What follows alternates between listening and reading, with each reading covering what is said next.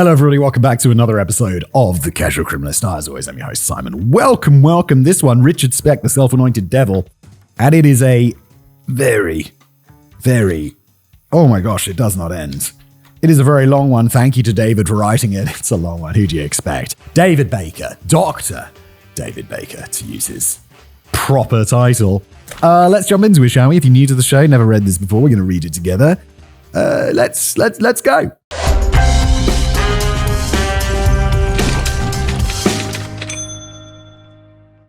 It was May 16th, 1996, at the State Capitol building in downtown Springfield, Illinois. State representatives who were part of the Illinois House Committee on Criminal Law and the Judiciary filed into an extremely ornate 19th century conference room, its walls and ceilings covered with highly detailed carvings and gilded with gold. They were to watch a VHS tape. Oh, it's 1996. That makes sense. Brought to them by a local CBS News reporter called Bill Curtis. The video had reportedly been taped at Stateville Correctional Center some 8 years earlier, in 1988. It had been made by prison inmates using prison video equipment, and the 2 hours of footage had set off a scandal. The House Committee had been called in to assess the rampant culture of chaos and debauchery in Illinois state penitentiaries, likely caused by prison overcrowding and possible corruption among wardens and prison guards. Wait, debauchery? Doesn't that just mean people living their best lives? Isn't debauchery what's the definition of debauchery? It's I don't know, in my mind it's people partying it up. What are you doing in prison? In 1996, local reporter Bill Curtis had been sent the tape by a lawyer whose name Curtis swore he would never divulge. The lawyer had in turn received the tape from an inmate at Stateville Correctional Center as a form of payment for the lawyer's services. How's he going to make money out of this? Before going public, Bill Curtis had produced a full-length documentary on the tape that would soon... Oh, I see. He sold it to the media. Of course, obviously. How did I not put that together? It's really obvious. On the basic cable channel A&E, and he also made a 5-part special that he narrated nightly on Chicago CBS News. Curtis now stood at the head of the table in the conference room, in front of a white projector screen, ready to present the video to state representatives. As the politicians filed into the room, some of them looked frustrated and angry.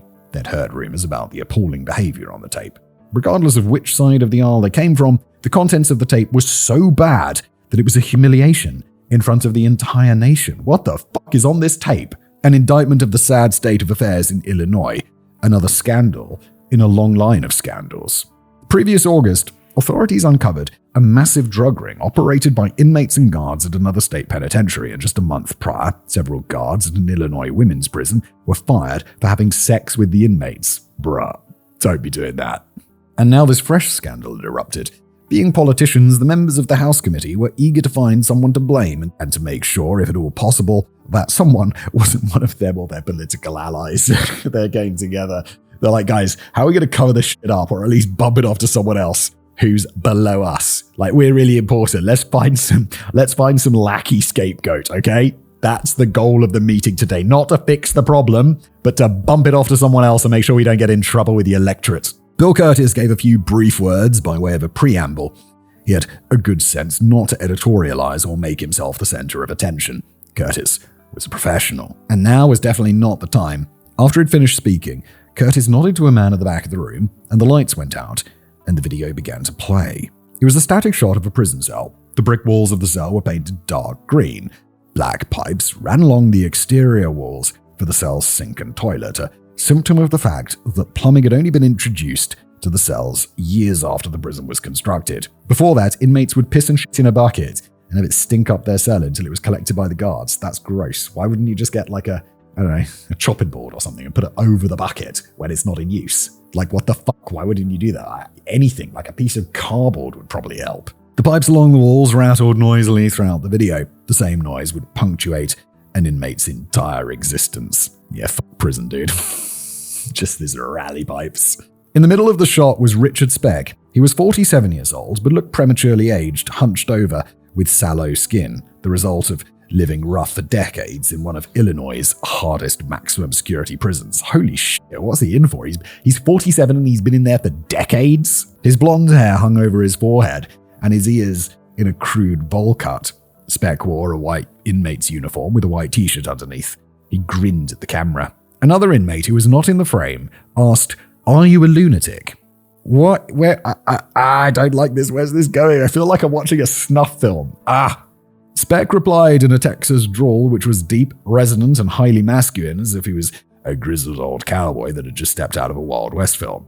"Not right now, but I may be later on." How's that? He then laughed as if it was the funniest joke in the world. The inmate off camera asked, "What is your morals in life?" Speck immediately answered, "I want to live forever." I'll stop. Speck stood up, unbuttoned his prison top, and threw it off camera. Underneath Speck's white t-shirt, there protruded two saggy bumps on his upper chest that looked out of place given that Speck wasn't overweight. All right. He was trim and solidly built, but these weren't the typical man boobs of middle age. They were something else. Speck threw on a dark windbreaker and lit up a cigarette. Oh, I guess you can smoke in prison, especially back in the day, right? Can you smoke in prison these days? I guess it varies by country, right? I feel like if you're in prison, like one of the small niceties would be able to have a cigarette. Meanwhile, another inmate, an African-American wearing sunglasses, a jacket, and a wool cap, pulled up a chair and sat beside Speck. They both began drinking prison brew out of paper cups. Okay, so they're drinking alcohol. He's having a cigarette. He's having a drink. They've got a video camera. What is happening? What is happening in this prison? Richard Speck had become the prison distiller at Stateville, using rotten fruit, high fructose corn syrup, potatoes, and yeast, all stolen from the kitchen, to make a foul-tasting wine that was approximately 15% alcohol. Due to the guards turning a blind eye, Speck was able to make his prison brew in massive quantities. He traded it for other goods, drugs, luxuries, and cash that inmates had obtained from the outside by various illicit means. I think if I was in prison, I'd be this dude, just brewing it up, trying to make it as nice as possible, getting some money, having a side hustle, having a little bar. Whistle's prison cell, also known as the bar. The African-American inmate sitting next to Speck then spoke. "I ain't gonna call him a mad killer, but he mad. He might have killed me over a piece of chicken one day. Drunk, and he got back to his cell and somebody ate up the chicken and he came looking for me. I thought I was a goner, the way he was looking. It was probably good my cell was locked. All right." Speck feigned a punch at the man and laughed. "You ain't eaten chicken since, have you?" Then both of them burst into laughter. The African-American inmate extended his right leg and rested it across Speck's lap. There was something intimate about the gesture. Indeed, the other prisoner was Speck's lover, a Chicago gang member named Ronzel Honeybun Larimore. Off camera, the man asked, "What's your name?" "Rich Speck." "And where were you born at, Rich?" "Kirkwood, Illinois." "When were you born?" "December the 4th, 1941. "Is it true you were born the day before Pearl Harbor?" Speck took another drag from his cigarette and grins. "The day I was born, all hell broke loose the next day. Hasn't stopped since." The off-camera inmate continued, "What you looked up for?" Speck stated, matter-of-factly, 8 counts of murder. The inmate asked, "Did you kill him?" Speck shrugged. "Sure I did." "Why?" Speck injected a trace of venom into his next statement. "It just wasn't their night." Then he chuckled and smiled. Speck continued, "I was on acid, drugs. One of them spit onto me in the face. She said she was going to pick me out of a lineup. I went off and hit her in the chest with a knife. There were 2 more right there, so I offed him. I wound up trying to kill off all the witnesses." The man off camera asked, "Did you have a gun on the night of the killing?" "Yeah. The police got it." Sounding confused, the man off camera said, "Why didn't you use the gun? Why did you use the knife?" Speck then took a swig of prison brew. Honeybun Larimore busied himself by pulling out a cigarette and digging through his coat for a lighter. Speck then replied, "Guns make too much noise. I was in no shape to run. The knife was quiet. All I wanted to do was a burglary. It started off as a burglary, then all hell broke loose." The man off camera asked, "So you stabbed all of them? Strangled some? What's that like?" "To strangle a person, it's not like what you see on TV. About 3 seconds and they're dead." Speck held his hands up in a choking gesture. "You gotta go at it for about 3.5 minutes. It takes a lot of strength." The man off camera inquired, "Do you believe in God?" "I'm God," Speck replied brusquely. "Do you believe in the devil?" "I'm the devil," Speck boasted. "What's your religion then?" Speck took another drag from his cigarette. "Mine? Hypocrite. Baptist. All that bullshit." "Do you like women?" Speck replied, "Yeah, I like them in their place. I love my mother." Honeybun Larimore looked amused and said, "You was a mama boy, huh?" "Yeah," Speck insisted. "Every 2 weeks she was down here. When my mother died, I stopped all my visits." The man off camera changed the subject. "About how many people have you had sex with since you got here?" Speck grinned. "Oh God, I can't count that high." The man off camera and Honeybun Larimore both laughed. The inmate behind the camera continued, "You like being fucked by men?" "Absolutely," said Speck, but the insistence in his voice seemed to have a false ring to it. "Have you always liked being fucked by men?" asked the off-camera inmate. "Sure," Speck replied, though there was a notable quaver in his voice. "What kind of drugs do you like?" asked the off-camera inmate, shifting gears. Speck listed off a few things. Coke, reefer, whiskey, wine. Honeybun Larimore piped up. "What do you do when you can't get that?" Speck turned to him. "Like the rest of them, I wait." At that point, Speck pulled out a fat roll of $100 bills, money he'd made from the sale of prison brew, and tossed a couple at his lover. In turn, Honeybun Larimore took out a clipboard and laid it across his lap.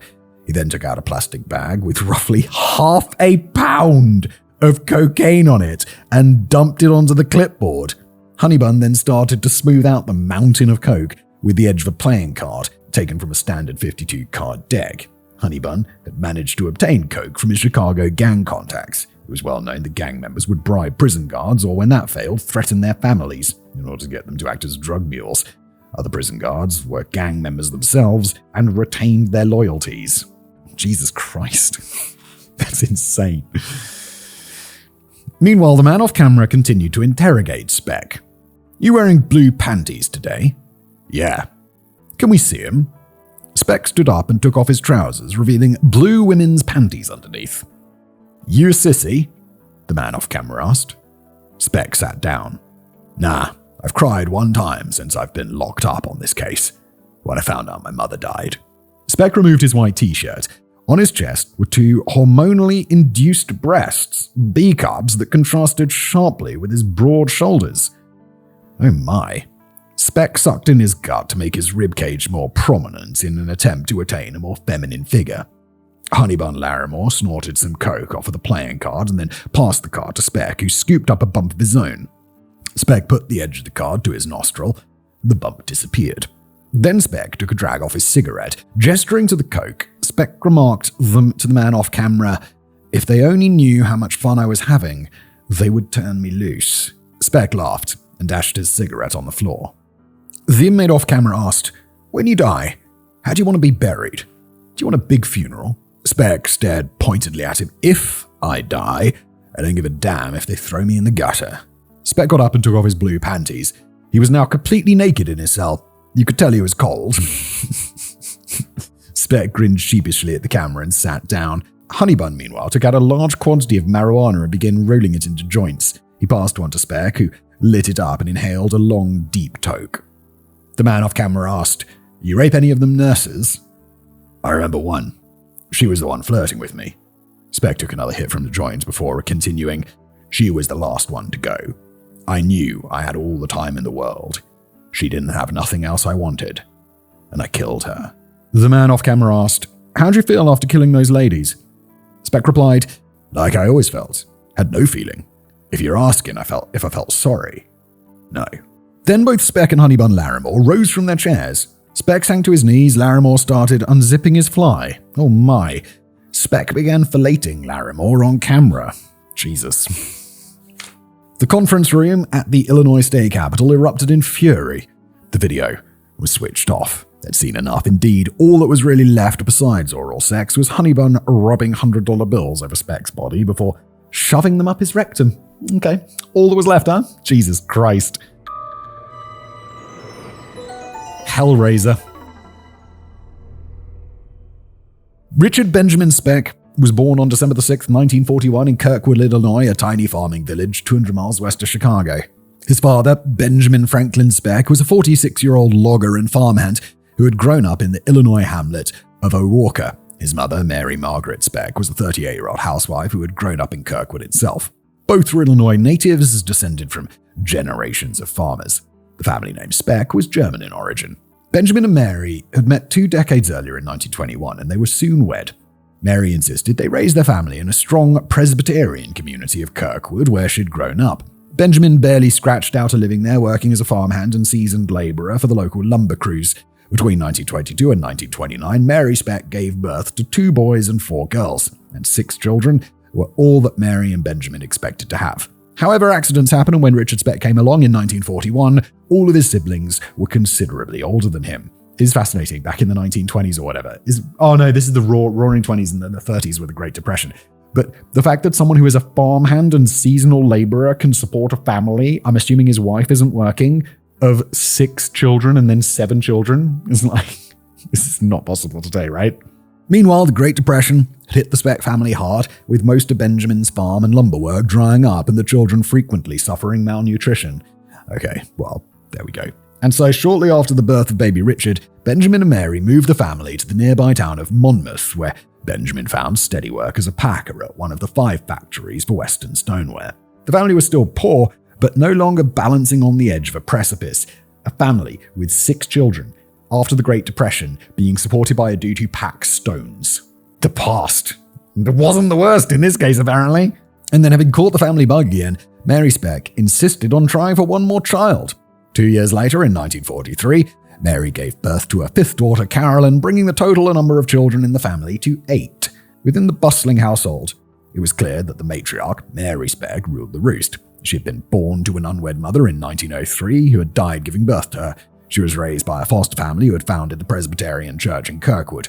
It was an extremely strict upbringing, which Mary fully embraced. In turn, she became a strict disciplinarian for her children and husband.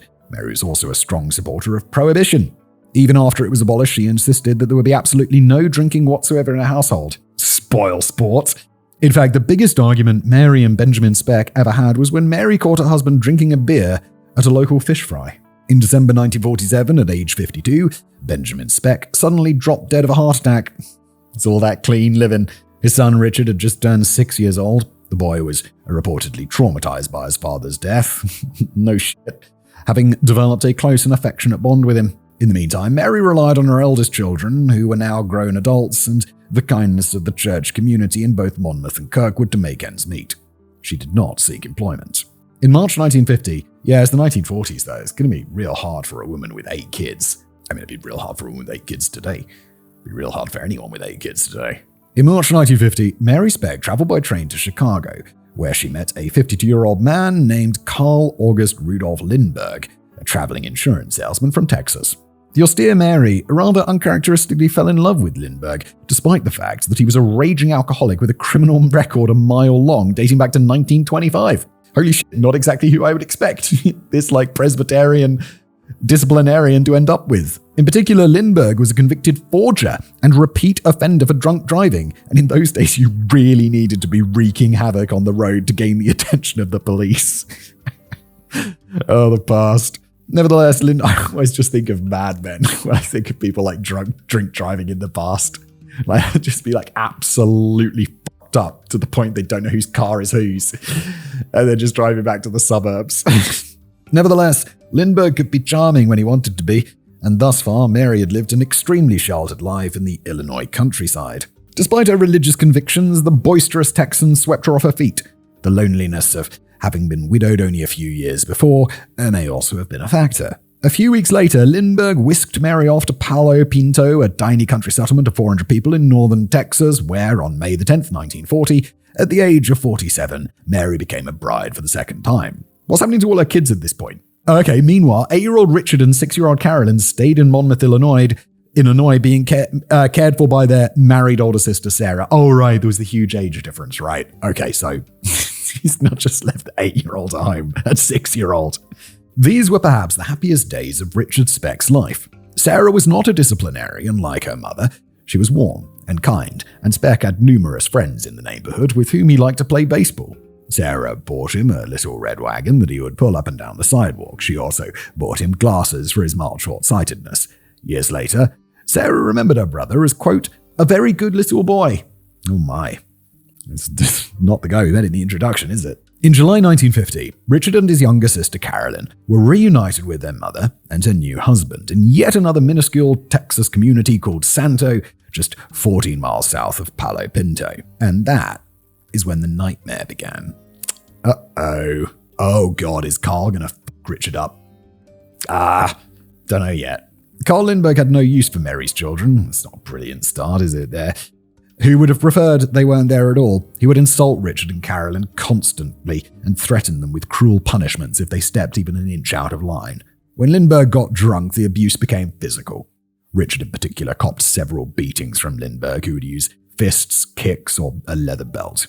Eventually, Richard just learned to keep silent, keep his head down, and avoid Lindbergh as much as possible. Well, that's a great way to fuck up a kid, isn't it, you knob? Fortunately, Lindbergh would often disappear for days at a time, either for his work as an insurance salesman or his propensity toward long, alcohol-soaked benders. Despite Lindbergh's drunkenness and the abuse he heaped upon her youngest children, Mary remained steadfast in her love for him. Wow, Mary, what the fuck? This is not the guy for you, Mary. You were a good Presbyterian, disciplinarian, slightly strict, rather strict mother, and now you've ended up married to an abusive alcoholic. What happened? Mary's own disciplinarian background allowed her to dismiss Lindbergh's cruel treatment of her children as his strict enforcement of the household rules. And as an austere traditionalist, she was hardly opposed to corporal punishment. And being somewhat, but there's a difference between corporal punishment and abuse. I mean, maybe there's not these days, but in the spectrum here, like beating your kid with your fist and kicking them is not, it's not like discipline, it's abuse. As such, in the year Richard spent living in Santo, he became isolated and extremely withdrawn. To add insult to injury, Mary had her own son's name changed to Richard Benjamin Lindbergh instead of Speck. You can see why he changed it back later, can't you? In autumn 1951, the Lindbergh family moved to the city of Dallas. They rented a cramped apartment in a rough neighborhood on the east side of the city. Unlike his time in Monmouth, Richard did not make any friends. He was quiet and shy. One of the things Carl Lindbergh constantly mocked him for were his glasses, so Richard stopped wearing them. As a result, the boy had difficulty reading and began to struggle in school. Lindbergh was also pretty negligent when it came to paying the rent, preferring to blow his meager salary on booze, so the family experienced numerous evictions, living in 10 different locations around Dallas in 12 years. The constant moving to new, often sketchy neighborhoods also made it difficult for Richard to make friends. In 1952, 23-year-old Robert Speck, Richard's older brother, was killed in a car accident just outside of Monmouth. All of the older siblings still lived in Illinois, and Mary traveled up from Texas to attend the funeral. 10-year-old Richard and 8-year-old Carolyn were forced to stay in Dallas with Lindbergh. In 1954, at the age of 12, Richard raided his stepfather's liquor cabinet for the first time. The alcohol helped dull his feelings. He soon discovered that because Lindbergh was a drunk, the older man was not particularly good at keeping track of how much booze he had left. As such, the boy was able to help himself to Lindbergh's supply of hard liquor anytime he wanted, with little fear of getting caught. In September 1955, 13-year-old Richard Lindbergh enrolled in 8th grade at J.L. Long Junior High School. He failed most of his classes. This was partially due to his refusal to wear glasses and partially due to his sometimes drinking before school. He's 13, Jesus Christ. I remember going to school at 13. I remember being drunk. It wasn't even a concept. But it was also due to the fact that it developed a phobia of being stared at by the other students. As such, Richard would refuse to answer questions or recite passages from assigned readings in class. One of his teachers later described him as, quote, sort of sulky, but he didn't talk back. Evidently, he had been taught at home to never talk back. He was a loner. He didn't have any friends in class. He seemed sort of lost. It didn't seem as though he knew what was going on. I don't think I ever saw him smile. I wasn't able to teach him anything. I don't think anybody could get through to him. He seemed to be in a fog. This seems like he was a fairly normal kid, and his stepdad just fucked him up. What a piece of shit. Not making excuses for him, though, whatever he gets up to later. On October the 17th, 1955, Richard and 2 older boys were riding their bicycles around a used car lot in Dallas, whooping and yelling. The owner eventually managed to chase them off. The 2 older boys left, but Richard flew into a rage. He set fire to a pile of oil-soaked rags next to the garage. He was arrested but not charged, and he was released into the custody of his mother. But this was just the start. Over the next 4 years, Richard Lindbergh was arrested 10 times for various crimes like burglary, trespassing, vandalism, and being drunk and disorderly. In a sense, the boy was starting to resemble his alcoholic ne'er-do-well stepfather, the man he hated so much. The similarities went even further. Due to moving to Texas at the young age of 8, Richard Lindbergh had developed a long Texas drawl rather than retaining his Illinois accent. He sounded just like his stepdad. In the autumn of 1956, Richard was forced to repeat the 8th grade. This time, he managed to scrape together the marks to pass. The following year, he enrolled at Crozier Technical High School, which primed students for the trades, factory work, and a range of other skilled blue-collar jobs. In his first semester, Richard failed to pass a single class, even gym. At age 15, he was now drinking every single day. When the second semester began in January of 1958, he simply didn't show up. The now 16-year-old Richard spent the first few months of 1958 earning money as a day laborer, lining up with the older men outside an employment agency in the morning, often when he was still drunk from the night before. Jesus, that's some proper drinking then. Then he briefly found steady work as a carpenter on a construction site before getting fired for showing up drunk and quarreling with his boss. Next, he rode on the back of a garbage truck emptying trash cans in the early morning, but the teen soon quit the job of his own volition. Then it was back to the line in front of the employment agency, when of course Richard Lindbergh could be bothered. His leisure time was spent getting hammered, getting into bar fights and street fights, and when he could scrape together the money, sleeping with prostitutes. As a result of the last of these things, Richard came to be treated on 5 separate occasions. Jesus Christ, for gonorrhea. Oh, mess. In 1960, Richard got a job as a laborer for the 7-Up bottling company.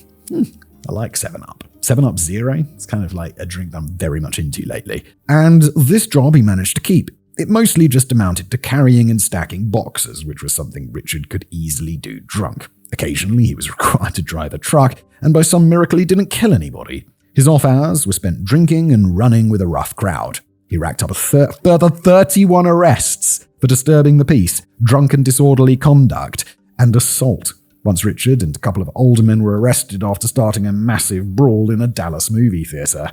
Holy shit. Throughout these years, Richard continued to live with his mother Mary and stepfather Carl Lindbergh. With his wages spent on booze and prostitutes, he could not afford to move out. Every time Richard was arrested, every time he came home drunk, he was the recipient of long tirades from his mother about his depravity and insults from his stepfather. Right, but wait, how old is he now? He's going to be like 16, 17? He's been a laborer packing boxes. He's probably not a small lad anymore. And how old's his dad? 62? There's a point where it's like, hey, Carl, guess what, bitch? the beating goes the other way. God, that would be good. God, that would be good. If I'd have grown up in a horribly abusive household, I'd just be like, hey, Dad! But fortunately, I didn't, and my parents loved me. And still do. I hope. The 62-year-old Carl Lindbergh would still occasionally slap Richard around, and his now 6'1" stepson would not fight back. Oh, he's cowed him so much. Oh no. In 1961, when Richard was 19, he drunkenly staggered into an apartment where 3 young women lived. He started making small talk with them. The 3 women were alarmed, but responded politely in the hopes that the drunken teen would go away. He talked with them for the better part of an hour and then robbed them of their jewelry and the money from their purses. The women reported the incident to the police, but Richard managed to avoid arrest. What is his life? What are you doing? He's just like, oh, hi, how are you guys doing? Yeah, good, blah, blah, blah. They're getting a bit weirded out. He's like, all right, I'm going to be off now, but I need your jewelry and your money. Like, what the fuck? What the fuck are you up to? A few weeks later, Richard grabbed a 15-year-old boy off the street and dragged him into an alleyway. He threw the boy on the ground and kicked him repeatedly, and then slashed him underneath the eye with a knife. Again, Richard managed to avoid arrest for the assault. Was this just a random attack? That's some proper psycho shit. A few weeks after that, the police discovered Richard Lindbergh crouching in the bushes in front of a house at 3 a.m. The cops suspected Richard was about to rob the place. When they searched him, they found a screwdriver in his possession. When the cops asked him why he had it, the 19-year-old laconically replied, I always carry a screwdriver on me. Never know when it might come in handy. For stabbing? Like, what? I guess that's a pretty good reply. To like, just shut the fuck up, or just say like, I just have it. Don't go beyond that. In 1961, Richard attended the Texas State Fair in Dallas. There he laid eyes upon Shirley Annette Malone, a 15-year-old in high school. How old is he? 19? It's a bit weird, isn't it? They started dating. Less than 2 months later, Shirley was pregnant. Bruh. Both the Lindbergh and Malone families went into crisis mode. Richard's mother, Mary, demanded that he make an honest woman out of Shirley. Her son did as commanded. Wait, she's 15. How can they get married? On the night before the wedding, Mary Lindbergh met with Shirley's mother, Ida Malone, to commiserate about what had happened. Neither Shirley's nor Richard's family attended the wedding. It was too shameful. Instead, on January the 19th, 1962, 20-year-old Richard and 15-year-old Shirley... Dudes. How? She's 15. How can you legally get married at 15? They tied the knot in front of a justice of the peace in City Hall. The groom signed the wedding license. Richard Benjamin Speck. He'd gone back to using his father's name. Carl Lindbergh could go to hell. Yeah, fair play on that one. In fact, by the beginning of 1962, Carl Lindbergh's drinking had grown so chronic that he was either blackout drunk or comatose most days. He had to quit his job as an insurance salesman. Unfortunately, boss, I have to quit my job because I need to focus more on my drinking. Predictably, the progression of Lindbergh's alcoholism put a strain on his marriage, and he had taken to beating Mary, just as he'd been beating her children for the past 11 years. God, he's such a piece of shit. After getting married, Richard and Shirley Speck moved in with Mary and Carl Lindbergh. Unsurprisingly, that arrangement didn't last very long. 2 weeks later, they moved in with Richard's little sister Carolyn, who was now 18. She'd recently gotten married herself, without a child on the way, at a wedding the entire family had attended, including everyone from Illinois. Staying with Carolyn and her new husband was always meant to be a stopgap, however. By March, Richard and Shirley Speck had hit the rental market. They were frequently evicted due to Speck's non-payment of rent, or once again taking after his stepfather. Meanwhile, Speck's marriage to a pregnant teenager had not, shall we say, gotten off to an auspicious start. Despite Shirley being pregnant with his child, Speck would regularly beat her. He also openly cheated on her. Between March and July 1962, on 6 separate occasions, Speck would pull up to the house they were staying at, and Shirley would watch from the window or doorstep while Speck made out with a girl in his car. What the fuck, dude? You fucking psycho. When a tearful Shirley confronted Speck, he laughed in her face and said there was nothing she could do about it. Bruh. On the 5th of July 1962, 16-year-old Shirley Speck gave birth to a healthy baby girl, Robbie Lynn Speck. At the time of the birth, Shirley had no idea where her husband was. She speculated that he was out driving a 7-Up truck. In reality, a few days before, Speck and some other men had traveled 38 miles north to the town of McKinney, Texas on a drunken bender. Speck had gotten arrested for disturbing the peace and was serving a 22-day sentence in jail. What is going on with your life, mate? While he was locked up in McKinney, Speck acquired 3 prison tats. Bro, you're in there for 22 days. You get tatted up in prison? It's 22 days. While he was locked up in McKinney, Speck acquired 3 prison tats. He had the name Shirley imprinted across his right shoulder blade, despite the fact that he'd been forced to marry her and had zero intention of being a dutiful and faithful husband. Next, he got an erect penis with wings tattooed on his left calf with the caption underneath, West Texas Dicky Bird. What the fuck is this? And then, on his upper forearm, Speck got the tattoo that the US media would later elevate to iconic status, bringing it up whenever they reported on his story. The words, Born to Raise Hell. Speck got all 3 of these tattoos when he was blind drunk because it was in the McKinney, Texas jailhouse that he first got a taste of prison brew. How common is drinking in prison these days? Are people still doing this? I guess they must be, right? Otherwise, you're just in prison and you're sober all the time. You're like, oh, fuck, this is bad. I can't even have a drink. Scumbag. Richard Speck was released from prison and returned to Dallas to discover that he had a daughter. Because he was absent at her birth, Shirley's parents had been saddled with a hospital bill, which Speck refused to pay. Just another day of him being a piece of shit. A few days later, when Shirley heard that the Red Cross was paying people to give blood, she suggested to Speck that he give a little blood and then hand her parents the money. Speck laughed and just said, "Shut your damn mouth." Upon Speck's return, his abuse of his teenage wife resumed. He would beat Shirley regularly, regardless of whether he was drunk or sober. He once threw a kitchen knife at her, and it lodged in her leg. Without giving Shirley an opportunity to staunch the bleeding, Speck moved right in and started punching and kicking her until she was crying and begging for mercy on the kitchen floor. In addition to domestic violence, Speck also engaged in what today would be deemed marital rape. I just call it rape. It doesn't matter if you're married anymore. It's just rape. He forced Shirley to have sex with him 4 or 5 times a day. What is wrong with you? Perhaps most despicably of all, on one occasion, Speck was blind drunk and punched his infant daughter in the stomach in an attempt to stop her crying. Miraculously, Robbie Lynn suffered no permanent damage from the blow. The incident stands in stark contrast to the claims of Speck's sister Carolyn, who said, quote, "He loved that baby so much. In fact, he loved all the little children, but he loved that child." Doesn't seem like that, Carolyn, does it? The claim seems dubious given what we know of Speck, but the duality of an abusive father's psychology, being cruel to his children in one instance, kind in the next, would hardly be surprising, especially where there is alcohol involved. Oh, right, okay, yeah, that makes sense. It's like, oh, I love you so much, I'll beat you to death. Because people, like, if you're this way, you're just fucked up. This is just like, and you can see how alcohol would make that more intense, right? God, what a piece of shit. In addition to drunkenness, domestic violence, and infidelity, Richard Speck, and rape. Richard Speck also sexually harassed his mother-in-law, Ida Malone. He told Ida that he'd happily take her husband, Albert, fishing and drown him in a lake so she could sleep with him.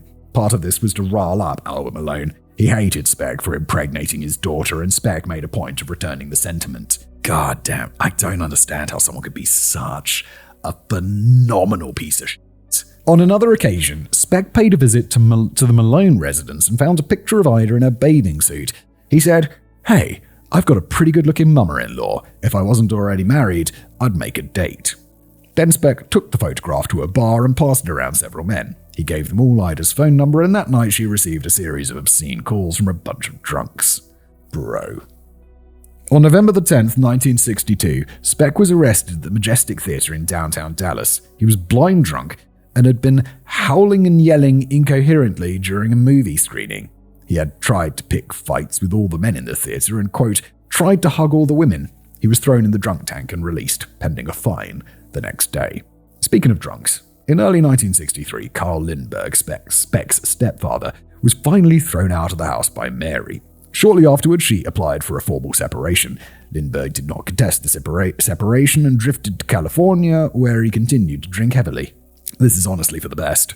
Time for him to just, fuck off and die somewhere. In December 1965, Lindbergh had a series of strokes as a result of his continued alcoholism. Oh no! He moved back to Dallas to be cared for by a daughter from a previous marriage. He died shortly thereafter in 1966. Oh no!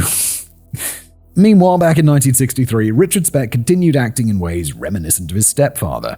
In July, he forged a $44 paycheck from the 7-Up bottling company, or around $464 in today's money, and he cashed it at a grocery store. 7-Up fired him and pressed charges, no fucking doubt. That is extremely short-sighted. That same month, Speck and two drinking buddies broke into a corner shop one night and made off with beer, cigarettes, and $3 in cash, or about $30 today. Well done, guys. They were arrested a few blocks away and taken to Dallas County Jail. Speck was denied bail. He was tried simultaneously for the forgery and burglary charges and was found guilty. On September the 16th, 1963, Speck was sentenced to 3 years in prison and shipped off to the Texas State Penitentiary at Huntsville. Wow. 3 years is kind of a lot for robbing a grocery store of like $30. Oh, and also the forgery. Right. And also he's got like 1,000 arrests. What am I doing? He deserves the time in prison. Him in prison is better. Speck apparently enjoyed his time in Huntsville. He did not mind the regimented daily life, and he spent most of his time out in the yard playing basketball or in the cafeteria playing dominoes. He easily made friends with the other convicts and even befriended some of the guards. Fellow inmate and convicted burglar described Speck as, quote, a pretty good old boy. He was an easygoing guy who was never in a hurry and was just real calm all the time. He never bothered nobody. He got along real well and is what we'd call a good convict. Speck belongs in prison. This just says it. He needs that prison discipline or whatever. As part of Speck's parole evaluation, prison authorities spoke to his mother, Mary, and little sister, Carolyn. Mary described him as a well-behaved child who was led astray by a drunken stepfather. She also blamed Speck's behavior on running with the wrong crowd and falling prey to the demon drink. Quote, he is not an alcoholic, but he drinks on weekends with the men. Oh, you're wrong about that, Mum. He has always gotten into trouble when drinking, and has never gotten into trouble when not drinking. Our family has always been very close to Richard, and he is very loving, kind, and considerate toward us. Upon parole, Richard will stay with me at my daughter's house until he gets a job and gets straightened out. We will help him, his wife, and his baby in every way we know how. This is a very convincing argument for him being released after 3 years of good behavior. He's getting out, right? He shouldn't be let out. He's going to go fucking wild. With regard to Speck being messed up by his stepfather, there is some truth to it. I mean, for sure, right? And in 1963, Mary was perfectly happy to lay the blame at Carl Lindbergh's feet. I mean, sure, but that doesn't mean he isn't fucked up. As for Speck not being an alcoholic, this was patently false, as was the claim that Speck only got into trouble when he was drinking. He was still capable of behaving like a bastard when sober as well. For instance, he had no problem throwing punches at his teenage wife. At a glance, one might think Mary's statement demonstrated that she had a blind spot with regard to her son's behavior. In reality, Mary was willing to say whatever she needed to say in order to spring her son from jail so that she could attend to his moral reform herself. Meanwhile, Speck's sister Carolyn said that her brother was a good man and did not deserve to be in prison. Quote, "A sister could not have asked for a better brother. As children, we did everything together. I was a tomboy and loved doing the things he did, climbing trees, fishing, and swimming." When Speck himself was interviewed, he declared his intention to go straight. He said that he wanted to work as a carpenter after he was released. He expressed remorse for his crimes and heavy drinking and claimed that before his moral decline, he was a God-fearing Baptist who attended church regularly. This is so believable. If I'm the dude sitting on the parole board, I'm like, holy shit, prison worked. Get him out of here. Go be carpenter, be one with Jesus. Yes. All of this was bullshit. The parole board saw through him. And concluded that Speck was dishonest, of low intelligence, and highly likely to reoffend. They rated his rehabilitation prospects as poor. Holy shit. This must read really well on paper, and then in real life, you're like, this guy. You just have, you like when you see something in person, he can say all of the right things, but you're just like, no, fuck that guy. There's something wrong with him. He's got a broken brain. In the event, Speck wound up serving 16 months of his 3-year sentence before he was released for good behavior. What the fuck?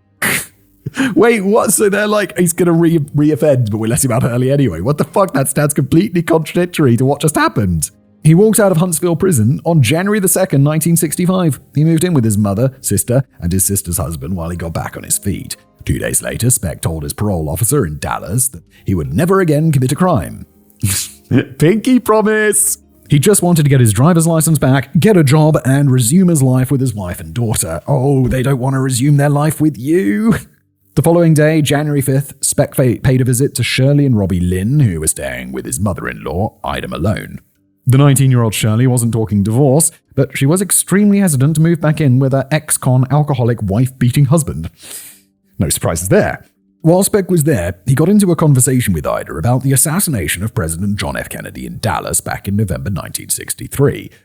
Okay. Speck sat down on Ida's bed and tucked his legs underneath him. He told Ida that he'd been smoking pot and was, quote, as high as a kite. Then he added, one of these days I'm going to get my name in the paper. It won't be a small item, it'll be the entire front page. 4 days later, on January the 9th, 1965 at 12:20 a.m., 28-year-old Sarah Wadsworth pulled her car into the parking lot behind her Dallas apartment building. This was after a long night hanging out with her friends at a bowling alley. As Wadsworth walked through the parking lot to the entrance of her building, Speck came up behind her, grabbed her around the neck with his left arm, and used his right to hold a 17-inch carving knife to her throat. He said, "If you scream, I'll kill you." Bro, I was never going to commit a crime again. Pinky promise! Sarah Wadsworth screamed anyway and started to struggle. After grappling for a moment, Speck threw her to the ground. He did not want to slit her throat and go down for murder. Sarah screamed again. At that point, a man came running out of the apartment building to assist her. Legend. And Speck fled.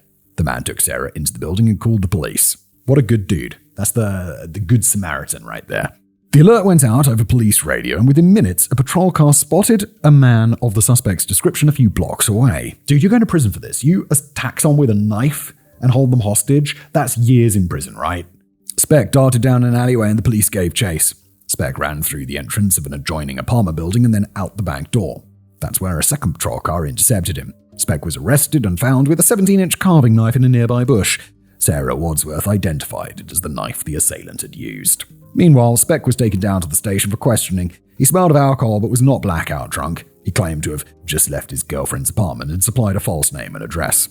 When the I also just took this fucking massive knife with me. Like you do. When the interrogating officer told Speck that they'd found the knife used by the assailant and were checking it for fingerprints, Speck fell silent. He was charged with aggravated assault with a deadly weapon and for violating his parole. At that point, Speck had only been out of prison for a week.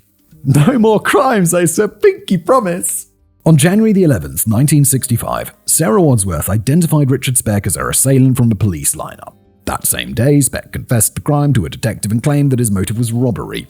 On January the 13th, Speck provided a more expansive version of the story. He claimed that on the night of January 9th, he'd been waiting at a bus stop after getting pissed up in downtown Dallas. Then a buddy of his and another man pulled up in a car and offered him a ride. Speck claimed that once inside the vehicle, the two men tried to rob him. Okay. Speck said he noticed a knife on the... He's like, I got robbed, so then I decided to rob someone else. What goes around comes around. Speck said he noticed a knife on the floor of the car, snatched it, and used it to threaten his would-be muggers. He forced them to let him out of the vehicle. Speck said that he took the knife with him along with a bottle of wine the men had with them. Speck then claimed he chugged the bottle of wine, becoming even more intoxicated. Speck said that his memory of the rest of the night was patchy, but he could remember grabbing Sarah Wadsworth with the motive of robbing her because he could not find any work. He insisted that he had no intention of raping her. The last thing he remembered, he said, was fleeing the parking lot. He only regained his senses when he arrived at the police station. Dude, being blind drunk is not an excuse. At his arraignment, Richard Speck pleaded guilty to aggravated assault and violating his parole. On February 2, 1965, he was sentenced to 16 months in prison for assault and 6 months in prison for severe parole violations involving consummation of alcohol, being out past curfew, and committing a crime with a weapon. 2 sentences that were to be served concurrently. Oh no, not concurrently. He deserves consecutive. Also, he violates his parole and he gets 6 months in prison. Surely that should be in addition to going back to prison to finish the rest of the sentence that you're out on parole on, no? Because he got out like a year and some change early. Speck was sent back to Huntsville, where he again seemed to enjoy himself. He got on well with the other inmates and was not cited by the guards for any violations. Then, after serving 6 months of a 16-month sentence, something unexpected happened. Due to a clerical error, the record of Speck's longer sentence for aggravated assault was lost. Dude, can you imagine? You just get a free extra year because someone made a mistake. He's just like, shut the fuck up and get out of prison. Leaving him only to serve 6 months for violating his parole. Accordingly, on January the 2nd, 1965, he was released again.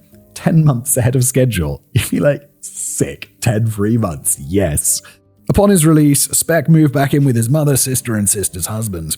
The following day, July 3rd, Speck telephoned Ida Malone in an attempt to contact his wife, Shirley, and see his daughter, Robbie Lynn. Ida told Speck that Shirley was no longer living with her and did not wish to see him. Speck flew into a rage and threatened Ida over the phone. The following evening, July the 4th, Independence Day, Speck arrived at Ida Malone's house armed with 2 pistols, a 22 and a 32, and along with another unidentified man who was similarly armed. Ida was there alone, having divorced Shirley's father, Albert, back in 1964. Speck's like, single now, are we?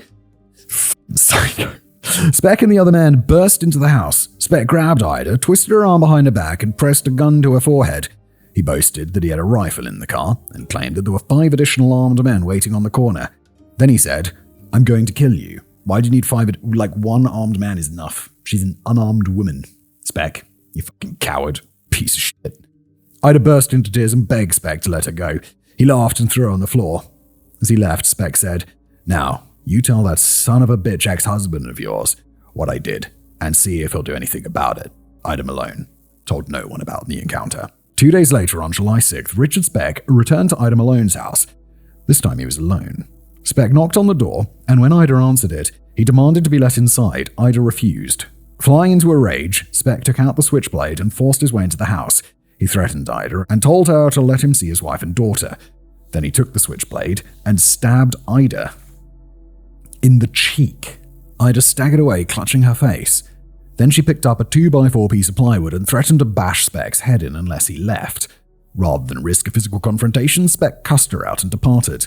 This time, Ida Malone called the police and told them what had happened, but for reasons that remain unknown to this day, Richard Speck was never questioned or arrested for it.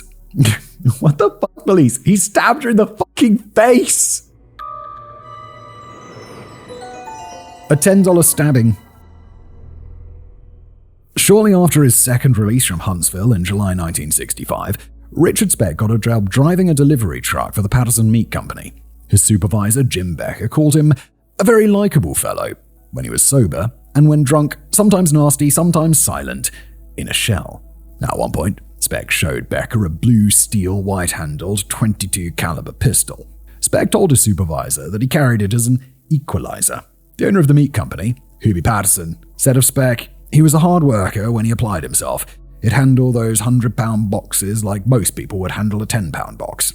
He was a likable, sociable guy, but he didn't seem to care if the sun came up. Round the neighborhood, Speck seemed to enjoy billing himself as a hardened criminal.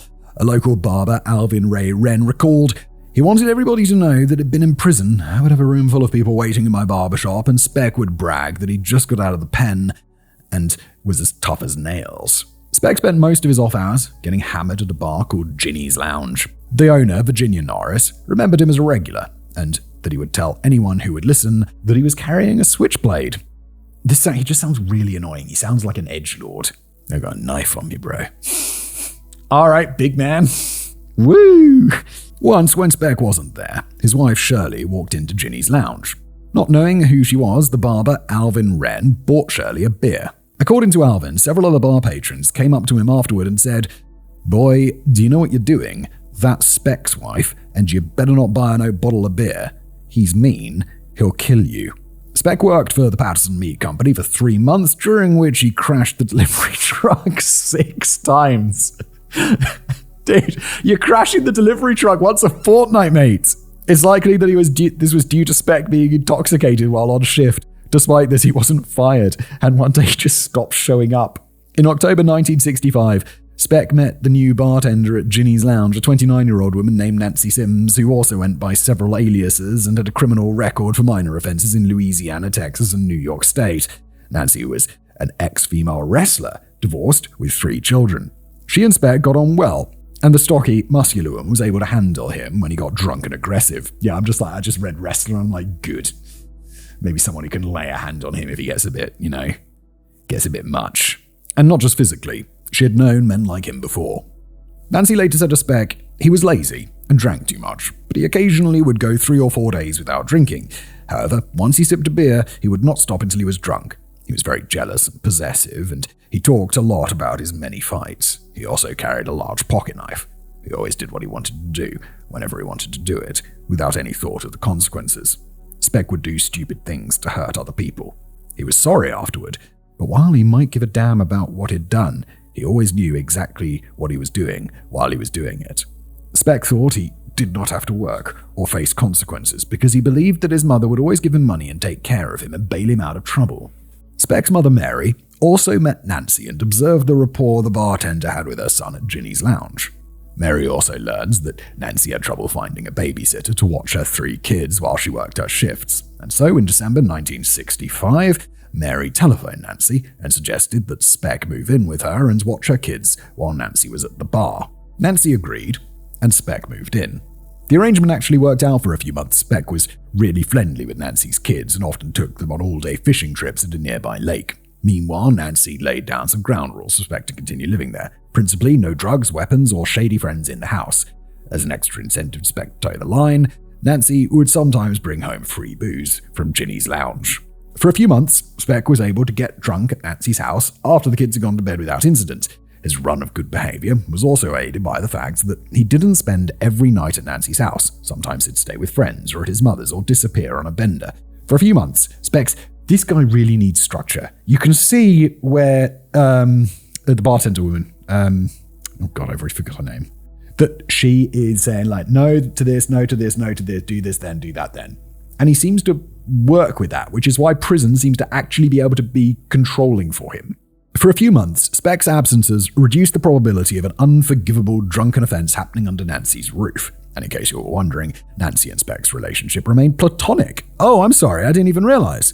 Though Speck would later lie about having slept with her. Huh. Oh my, I assumed they were a couple. In January 1966, after a long separation, Speck's wife Shirley finally applied for divorce, citing physical abuse. In the years Speck had been in and out of prison, Shirley had gotten a job as a waitress at the Joe Dobbs Coffee House. There she'd met a pipefitter named Tinker Frazier. Unbeknownst to Speck at the time, they'd fallen in love and wanted to get married. Upon learning that Shirley wished to divorce him, Speck went over to her apartment and asked her to reconsider. Shirley refused. Speck did not fly into a rage or get violent, but oddly, on the way out the door, he asked if he could borrow a car. Shirley said she needed it for work and to transport their daughter, Robbie Lynn. Speck left on foot. So we're getting divorced. Can I borrow your car? No, Speck. Get the fuck out. A few days later, Speck was drinking at Ginny's Lounge when he got into an argument with a 44-year-old man named Curtis Robinson. The argument became physical, and the two men exchanged blows. Then Speck took out his switchblade and stabbed Robinson several times with it. The police and an ambulance arrived. Speck claimed he was also injured in the fight, so both men were taken off to Parkland Hospital. Robinson was treated in critical condition but managed to pull through. This is straight up attempted murder, my dude. Like, you go into prison. Meanwhile, the doctors could find nothing wrong with Speck, and the cops escorted him out of the hospital in handcuffs. He was charged with aggravated assault with a deadly weapon. Attempted murder, no, he was in critical condition. This could have resulted in another long stretch in prison for Speck, but his mother, Mary, hired a well-connected attorney who managed to convince the DA to reduce the charges to disturbing the peace. He got into an argument, fought with a man, and then stabbed him multiple times, so much so that he ended up in hospital in critical condition. That is not disturbing the peace. That is an incredible lawyer. For stabbing a man multiple times in a bar fight, Speck was fined $10, or about $100 in modern money. Inflation between 1966 and 2025 is almost exactly by a factor of 10. I know that from Mad Men. Despite the absurdly lenient penalty, Speck refused to pay the fine and was sentenced to 3 days in jail. Bro, you got away with a $10, $100 a day fine. You pay that shit. Upon his release, Speck learned that he was banned from Ginny's Lounge for the stabbing. Imagine going back there being like, I know I stabbed a guy. One beer, please? Nevertheless, Nancy Sims still allowed him to stay with her. That is, until the end of February, when Nancy's ex-husband came by to visit his children. Speck was there, stinking drunk, and the two men got into an argument. It turned physical, with Nancy's ex beating the shit out of Speck. Oh no! The fight happens in front of Nancy's children. That was beyond the pale, even for her, and so she told Speck that he could no longer stay there. Speck would later lie to psychiatrists that the fight had occurred because he was sleeping with Nancy, something that both she and her ex later denied. After Nancy kicked him out, Speck returned to live with his mother, sister, and sister's husband. On the 5th of March, 1966, Speck somehow purchased a 1954 Plymouth sedan, likely with the proceeds of larceny, given that he'd been unemployed for the past 5 months. The next day, at 11 p.m., Speck used a screwdriver to break into the A&M grocery store. He stole over 70 cartons of cigarettes. Then he drove to the parking lot of a nearby bar and began selling the cigarettes at cut price to patrons. Is 70 cartons 700 packets? How many packs of cigarettes are in a carton? Is it 20 or 10? I think it's 10. So 700 packs of cigarettes, quite a lot of money. Meanwhile, the police responded to the grocery store burglary and began to search the surrounding area for a suspect. A patrol car drove past where Speck was selling the cigarettes. Alarmed, he abandoned the car and fled on foot. Police did not give chase, but discovered what remained of Speck's stash in the trunk of the vehicle. The car was quickly traced to Speck, and in the early hours of March the 7th, the police arrived at his last known address, the house shared by Speck's mother, little sister, and his sister's husband. Carolyn lied that she had not seen her brother in several weeks. The following day, March the 8th, the Dallas PD issued a warrant for Speck's arrest. At this point, at 24 years old, Speck had 41 arrests under his belt. Getting nicked for burglary ran the risk of being sent to Huntsville again, possibly for a full 3-year stretch, and so on March the 9th, Carolyn drove her brother to a Dallas bus station and tearfully bid him goodbye as he boarded a bus for Chicago. By helping him avoid arrest in Dallas, Carolyn had just sent a ticking time bomb north. The point of no return. Just a quick note here, obviously, if you're watching this, I have completely changed locations on that because I'm in the process of setting up a new studio, and then Adam, who helps me run the show, basically said that part of the script was corrupted, so I had to read it again. And normally you wouldn't be able to tell, and I'd splice this together nicely, but alas, I'm going to read this random middle bit of a script, and hopefully you won't notice, but you definitely will. Arriving in Chicago, Speck looked up his older sister Martha, a registered nurse who was married to Eugene Thornton, a railroad switchman. They had 2 teenage daughters, Kendra and Tanessa. The Thorntons lived in a cramped second-floor apartment at 3966 Avondale Avenue in a working-class neighborhood in Chicago's West Side. When Speck arrived on the doorstep, the Thorntons had no idea that he was a wanted man back in Dallas. They let Speck sleep on their sofa in the sitting room. Martha Thornton was religious, a teetotaler, and did not allow the consumption of alcohol under her roof. It's going to be a difficult one for Specky, isn't it? Speck stayed for a few days on his best behavior while he slept on the sofa, neither drinking in the apartment nor coming home visibly hammered, which must have been quite the challenge for him. On March the 13th, Speck hopped on a train to Monmouth, the small town where he had spent the first 6 years of his life. He stayed with some Longtime friends of the entire Speck family, Elmer and Gertrude Johnson, Richard Speck's only surviving brother, Howard Speck, a Korean War veteran turned carpenter, found him a job as a laborer working for a man named Oscar Neal, another carpenter in Monmouth. Richard Speck signed for a month's contract. He sanded plasterboards. Initially, Speck seemed to be a good worker. He told Oscar Neal that he wanted to save up enough money to bring his mother back to Monmouth. Having divorced Carl Lindbergh and with Carolyn all grown up and with a life of her own, Speck said that there was really nothing keeping Mary in Dallas. On March the 16th, the divorce between Speck and Shirley was finalized. Unsurprisingly, Shirley was awarded full custody of Robbie Lynn in the settlement. Good. Definitely very good. Shirley did not bother suing for alimony or child payments. Given what she knew of Speck, it obviously would have been an exercise in futility. 2 days later, on March 18th, she married the Dallas pipefitter that she'd been seeing, Tinker Frazier. When Speck found out that Shirley had married a man 2 days after their divorce was finalized, he was enraged at the idea that she must have been seeing him while they were still married. Well, yeah, obviously. It's not like you go from, relationship to divorce. I imagine your relationship ends and then sometime later you get divorced. It's... I know it's the 80s or whatever. 90s? Something? It's okay. What the fuck? This ended Speck's spasm of good behavior. He began frequenting several bars in Monmouth, knocking back cheap Schlitz beer and talking to strangers for hours on end. His turning up drunk in the middle of the night strains the patience of Elmer and Gertrude Johnson, and a week later, on March the 25th, he moved into the Christie Hotel, a grotty little hole in the wall in downtown Monmouth. Speck worked for Oscar Neal for a grand total of 3 days in March. Then he stopped showing up.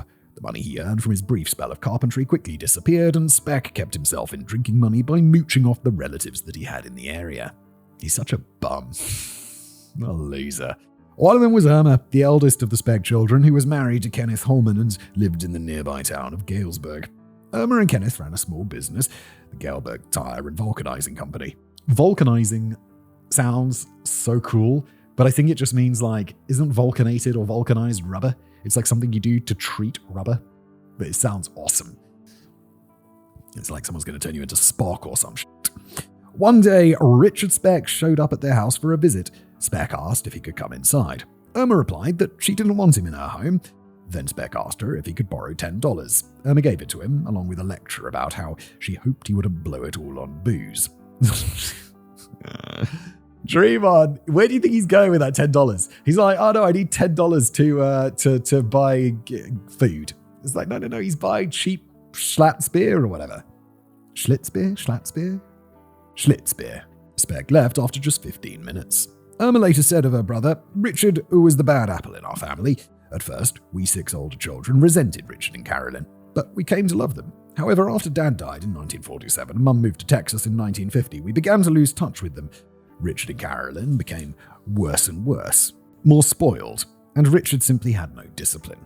We older kids were all raised to believe that liquor was evil and that strict discipline was good.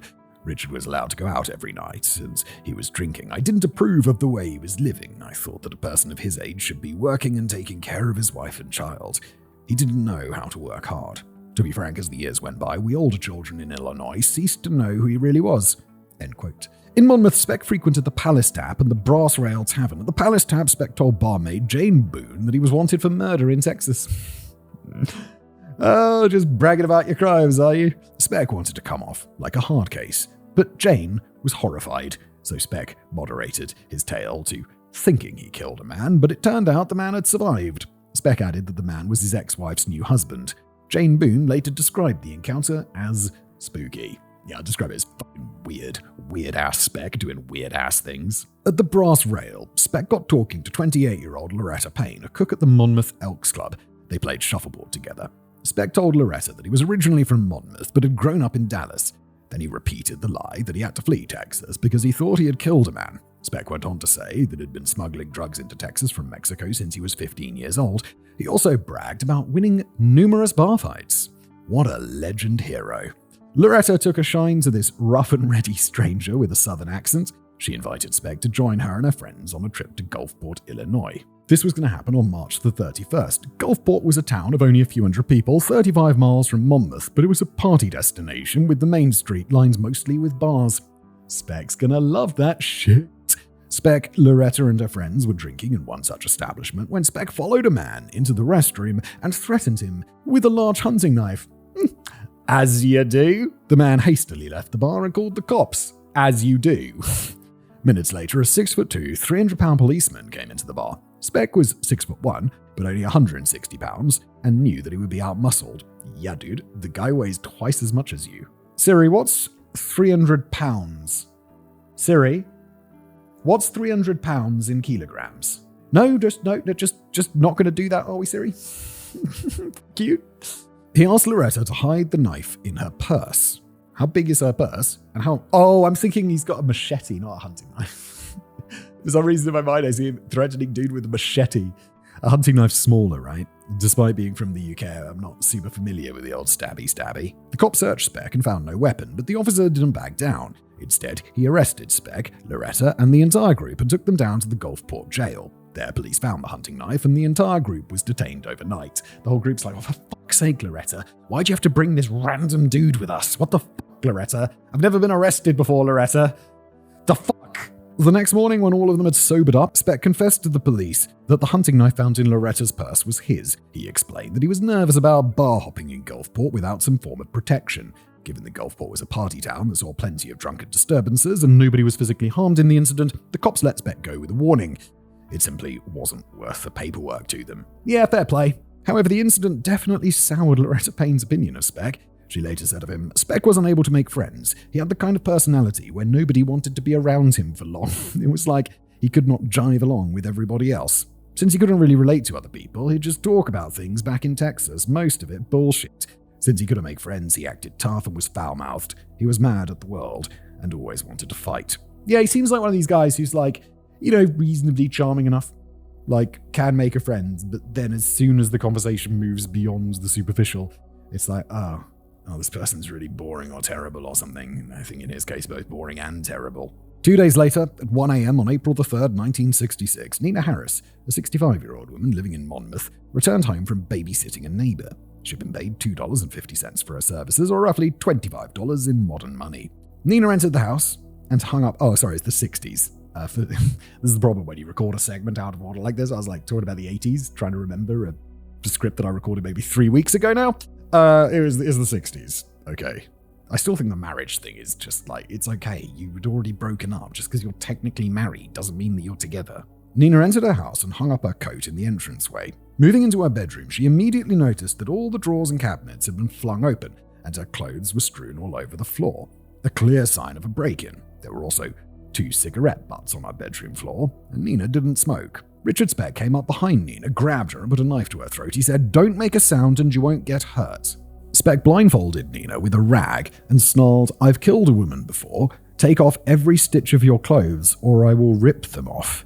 Isn't this woman 65? Like, not that 65-year-olds can't be good looking, but doesn't exactly seem like, okay. Rather than comply, Nina tried to reason with her assailant. She said calmly, "You don't seem like a bad man. Why don't we just sit down and talk?" Oh, Nina. Speck took her hands and guided her toward the bed. They sat down. Feeling encouraged, Nina asked him, "Are you Christian?" A religious woman herself, Nina was preparing to appeal to her assailant's better nature. Speck was silent for a moment. Then he said, "I've come through the back door and I'm going to stay all night.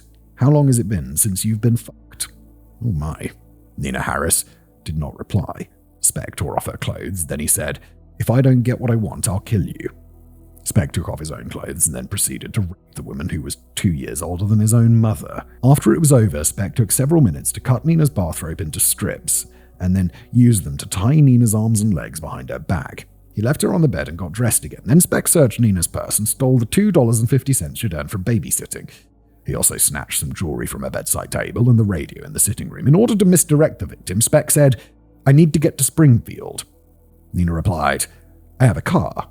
You can take it if you wish." But Speck had no intention of leaving Monmouth, and at any rate, he knew that if he took Nina's car, it would quickly be traced. He left the house on foot. Nina lay on the bed until she was sure her assailant was gone. Then she worked the blindfold off of her face and managed to get her legs free from the binding around her ankles. The strip of fabric binding her arms was too tight to remove, and so, naked, Nina Harris walked outside with her hands still tied behind her back. She stood at her neighbor's front door and shouted for help. The neighbor brought Nina inside and attempted to untie her arms, but so tightly were they bound that the neighbor eventually resorted to scissors. Then the neighbor called 911. Nina was taken to a small hospital in Monmouth. She was examined by J.D. Simmons, who years earlier had been Richard Speck's childhood doctor. Small world. Nina told police that her rapist had spoken with a southern drawl. There wouldn't be too many men in a town like that, but Monmouth had a population of 11,000 people at the time, large enough that Speck was not yet known to the police.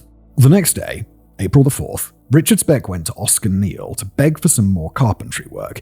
Neal assigned Speck to build a set of cheap hogsheds that Neal intended to sell to the locals. Speck worked for a total of 4 days during this time until the evening of April the 8th. A few days later, at 12:45 a.m. on April the 9th, 1966, at a Monmouth bar called Frank's Place, a 32-year-old waitress named Mary K. Pierce finished her shift and threw her coat on to leave. She bid a good night to the bar's owner, her brother-in-law, Frank Knuckles, and Frank Knuckles. He sounds like a gangster. It sounds like a made-up gangster name. And walked out the door. When nobody saw Mary Kay the next day, it was not immediately a cause for alarm. She'd been planning to visit her boyfriends in Georgia. People simply assumed that she'd hopped on a train. However, 4 days later, on April the 13th, Mary Kay's sister, Ruth Knuckles, had grown concerned after not hearing from her. Ruth phoned Mary Kay's boyfriend in Georgia, who informed Ruth that Mary Kay had recently cancelled her trip and should still be in Monmouth. Ruth and Frank started searching for her. Within a few minutes, they found Mary Kay's body lying in the mud of an empty hogshed that they had recently purchased, located just behind the bar. She had lain there for 4 days. Frank and Ruth Knuckles called the police. The coroner later determined that Mary Kay Pierce had died of blunt force trauma to the abdomen from either a weapon or a powerful kick or punch which had ruptured her liver and caused internal bleeding. So severe was the bleeding that the victim would have gone into shock and been dead within 10 to 15 minutes. Fucking hell, you piece of shit, Speck. I'm assuming you did this. On April the 14th, police interviewed one of Mary Kay's friends who claimed that in the days prior, a man named Richard Speck had been stalking the victim. He worked for Oscar Neal and was from the South. When police questioned Oscar Neal, the carpenter told the cops that Speck had just the day before said to him, "Did you hear about the woman who was murdered? Isn't it awful? Damn shame. I'd been trying to get her for a date." That is an insane thing to say. On April the 15th, the cops picked Speck up at the Christie Hotel and took him in for questioning. Not only did they suspect him of the murder of Mary Kay Pierce, but by dint of his southern accent, they also suspected him of the rape and robbery of Nina Harris 12 days prior. Reasonable assumption. Speck denied both crimes. However, he did admit that 2 weeks before, he had threatened a man with a knife in Gulfport. Except in this version, Speck claimed that the other man pulled a knife on him first. To curry favor with his interrogators, Speck added, "I'm a Christian. I go to church all the time." All right. Police then tried to goad Speck into a confession by saying that Mary Kay Pierce got what was coming to her because she had a history of dating black men. The 60s. And I know the cops are just playing, but also the 60s. The Illinois cops relied on the idea that Speck was a racist southerner.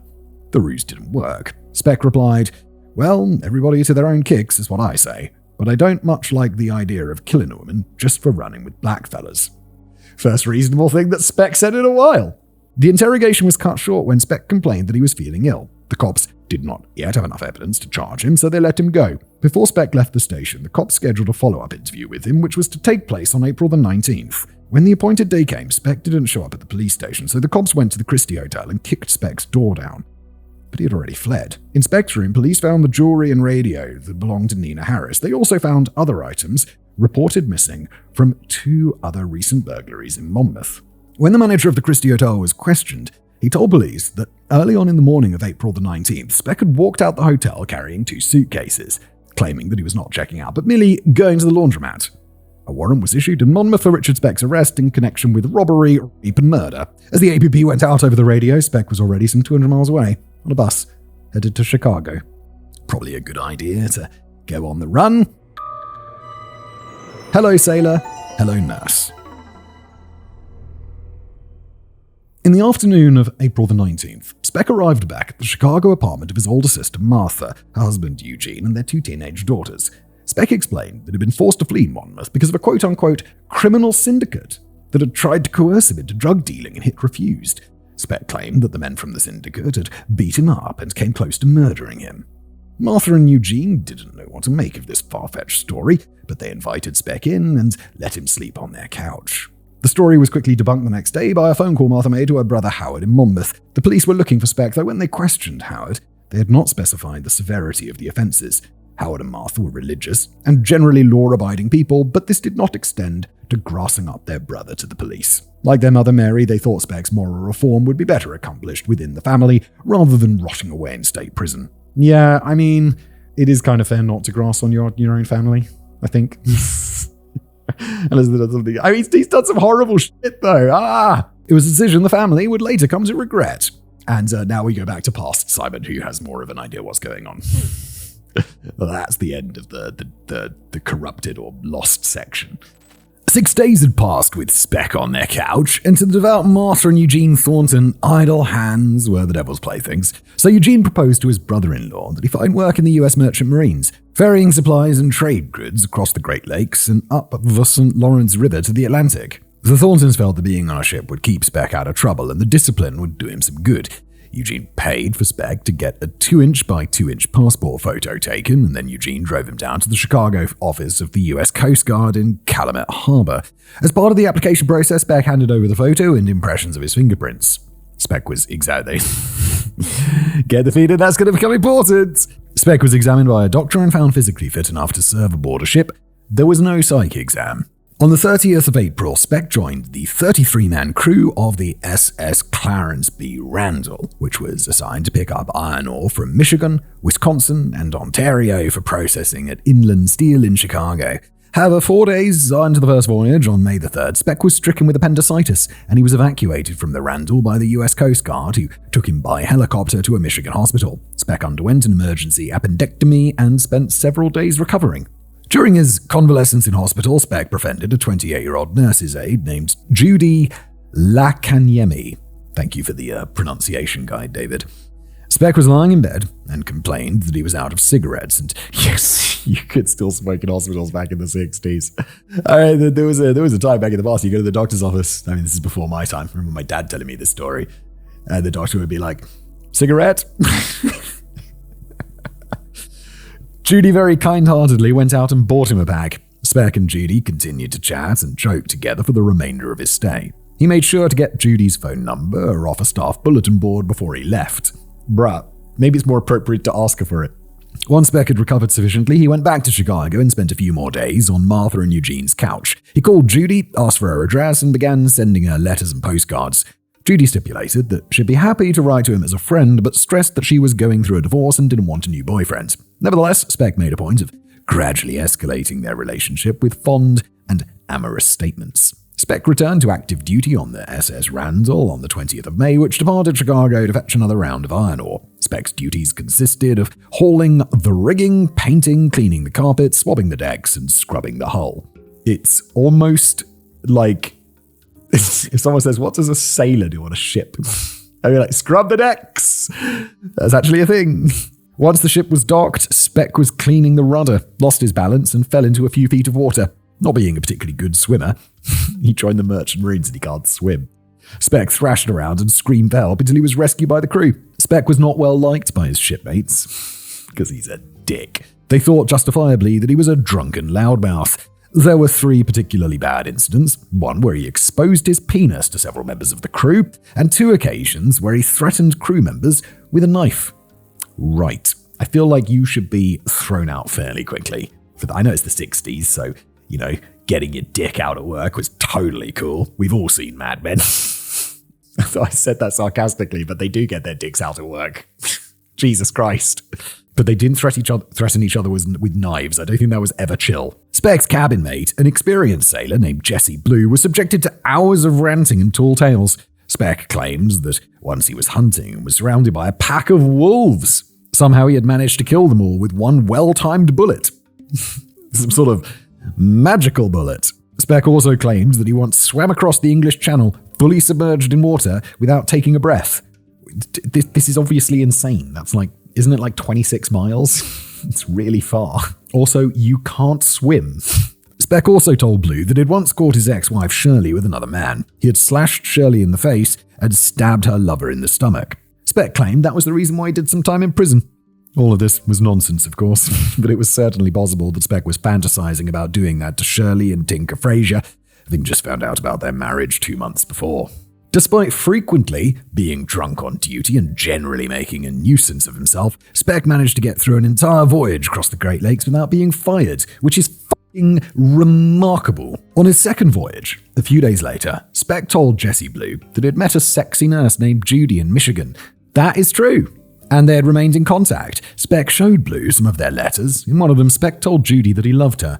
Speck explained to Blue, if you want to pull the wool over a girl's eyes, this is the way you do it. You write her a letter, you tell her you love her.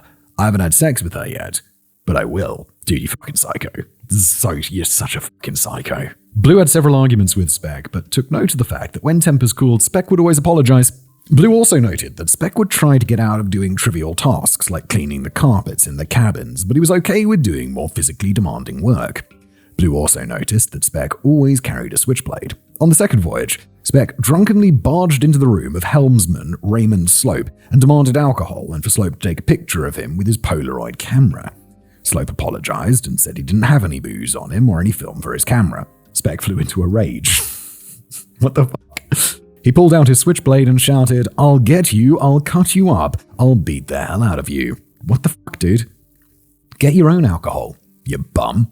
But Speck did not attack Slope and seemed content to confine himself to threats. Slope told Speck to get the hell out of his room, and Speck did so.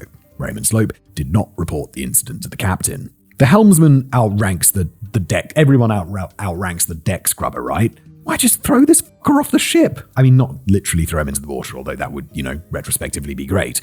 But why does he still have a job?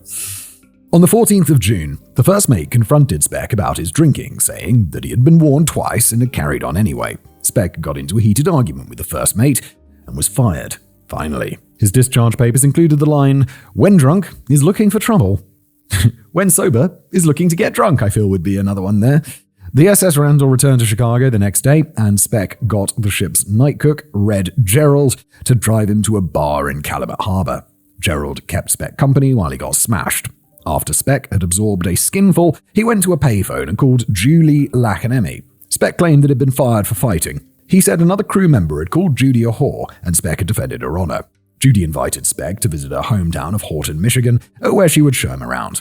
She added that Speck could look for employment on a Michigan ship while he was there. Speck did not travel to Michigan straight away, but spent a week in the St. Elmo Hotel, a notorious Chicago flophouse in the Calumet Harbor district. During that week, Speck went drinking at a bar called Pete's Tap, where he chatted up a couple of women.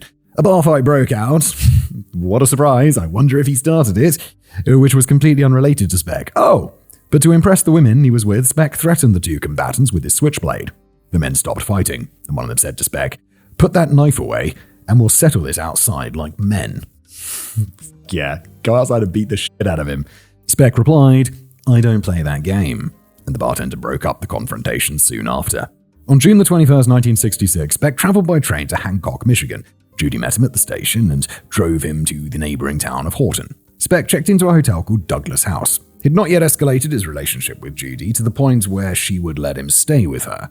On June the 22nd, Judy showed Speck around her hometown and took him to several places like the docks, construction sites, and restaurants where he might find work. Judy seems like a very nice and thoughtful person. I hope she ends up okay, because she has invited a demon into her life. On June the 23rd, Speck and Judy went to the beach. They spent 10 hours there, just sitting in the sand and talking. Speck regaled her with tall tales about his time on the SS Randall, and Judy asked, "Don't you think it was silly to get into a fight over what somebody said about me?" "Yes, Judy. Yes, it was." Speck replied, "Well, they had no right to call you that." Judy suggested that Speck find work on the ferry from Horton to Isle Royal. Speck never did. Speck is so broken. And I know some dudes are like this, just a little bit more aggressive. If someone on a ship that I was working on called my girlfriend or wannabe girlfriend a whore, I'd be like, you don't even know who she is. Like, what possible meaning does this have? Fuck off. It's like, it doesn't matter. Judy suggested that Speck find work on the ferry from Horton to Isle Royal. Speck never did. Judy also offered Speck the use of her car so he could drive around looking for work. Speck never took her up on that offer either. At 11 p.m. on June the 25th, Speck turned up at the hospital just as Judy was finishing her shift. He'd been drinking. Speck demanded that they drive to a bar called the Mosquito Inn, located in the nearby town of Toivola. During the drive, Speck told Judy that his ex-wife Shirley was back in Dallas and had paid a visit to his mother. Shirley had brought Mary's granddaughter, Robbie Lynn. Speck explained that Shirley had remarried. He complained that he'd probably never see his daughter again. Judy told Speck that Shirley had no right to do that, and he could fight it in court, and Speck replied, "I'm not going to lie to you. I was in prison, and my rights to my child were taken away." This was news to Judy, and after a pause she said, "Well, you've paid for your crimes. That doesn't mean I no longer want to see you." Of course, Speck did not mention that he had active warrants for himself in Dallas and Monmouth. Oh no, Judy, the demon is in your life. You gotta let him go. Judy and Speck arrived at the Mosquito Inn. They sat at stools at the bar. Judy took off her sweater and rested it on a third stool. Speck sank a couple rounds. Then a US Air Force staff sergeant named Indian Bailey, who was also drinking at the bar, accidentally knocked Judy's sweater off the stool. Speck passed it off as no big deal. Seems extremely out of character. Can you imagine I just imagine being in a bar and I brush against a stool and a jumper falls off. I would immediately go down to pick it up. I would fold it. I'd put it back on the chair and I would apologize. And then some dude like Speck's like, "Oi!" Just be like, "What?" "What, motherfucker?" A few minutes later, Sergeant Bailey, who was fairly drunk, knocked the sweater off for a second time. Speck told him angrily to watch what he was doing. "Okay, fair play." Be like, "Watch it." And he'd be like, yeah, dude, my bad. Really sorry. My bad. Because of few too many. An hour later, Speck was playing a game of pool and Sergeant Bailey bumped into him. "Sergeant Bailey, you've been drinking too much." The two men got in each other's faces. Bailey grabbed a beer bottle and threatened to hit Speck with it. Speck used his pool cue to push Bailey away. Then Speck pulled out his switchblade and threatened to stab Sergeant Bailey. Judy intervened and calmed the two men down. Speck and Bailey shook hands and Speck offered to buy Bailey a drink. Okay, what the fuck is happening? From that point onward, relations were friendly. On the drive back to Horsham, Judy asked Speck why he carried a switchblade, and he replied, "Because I'm chicken to fight with my hands, that's why." It's really quite honest. Speck claimed that back in Dallas, someone had attacked him with a machete, and he'd carried a knife ever since. Jesus Christ, I knew a guy who'd been attacked by a machete. Fuck, where was he? It was in some... I can't remember where it was. I feel like it was in South. This was like 10 years ago, just a dude I randomly met, I think in a hostel. And he'd been attacked with a machete or a big knife. And he had a big scar on his face. It was really intense, and he was just a regular dude that'd just been mugged. It's like fucked up. Then he told Judy that he had hit his ex-wife Shirley a couple of times, but, quote, "She had it coming. I don't hit anybody unless they ask for it. And that includes you, Judy." What the fuck are you saying? Judy drove Speck to Douglas' house. At this point, Speck was so hammered that she had to help him stagger to his room. Judy invited Speck to join her at church the next day. Speck refused, using the excuse that he didn't have any nice clothes. If I step in a church, I'm going to just start burning. After church on the 26th, Judy picked Speck up at Douglas' house and took him to Sunday brunch. That evening, Speck showed up at the hospital when Judy was finishing her shift. They got a cup of coffee and spent a few hours chatting before Speck returned to his hotel. On Monday the 27th, Judy phoned Speck and asked if he'd like to meet. Speck declined, saying that he was going to look for work that day. Judy insisted on meeting him, so she'd give him some money to tide him over until he found a job. Judy told him, "You don't have to repay it or anything unless you want to." They met for coffee. Judy gave Speck $80. That's $800 in modern money. Holy shit. That's a lot of money. At the time, Judy was privately hoping that Speck might settle down in Horton, and despite what she had said about staying friends, that something would develop between them. However, when Judy returned home from work that evening, she found a note from Speck taped to her door. It said, "I've taken a job. I'll write to you." But Speck never did. Nor had he actually found employment. Instead, after scoring the modern equivalent of $800, he hopped on a train and returned to Chicago. Honestly, good. Yeah, that was good.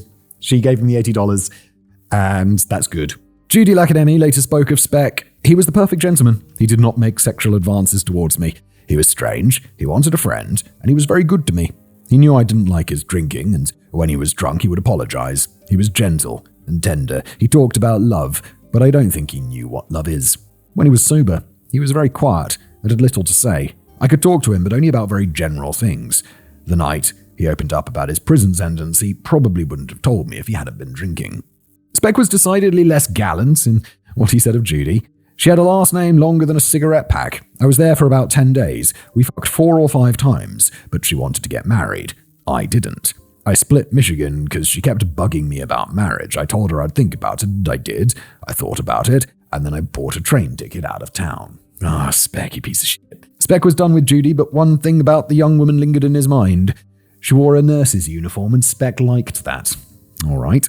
After arriving back in Chicago, Speck set up camp on Martha and Eugene's couch again. Like last time, Speck did not drink in their apartment, however, he was less careful about coming home visibly intoxicated.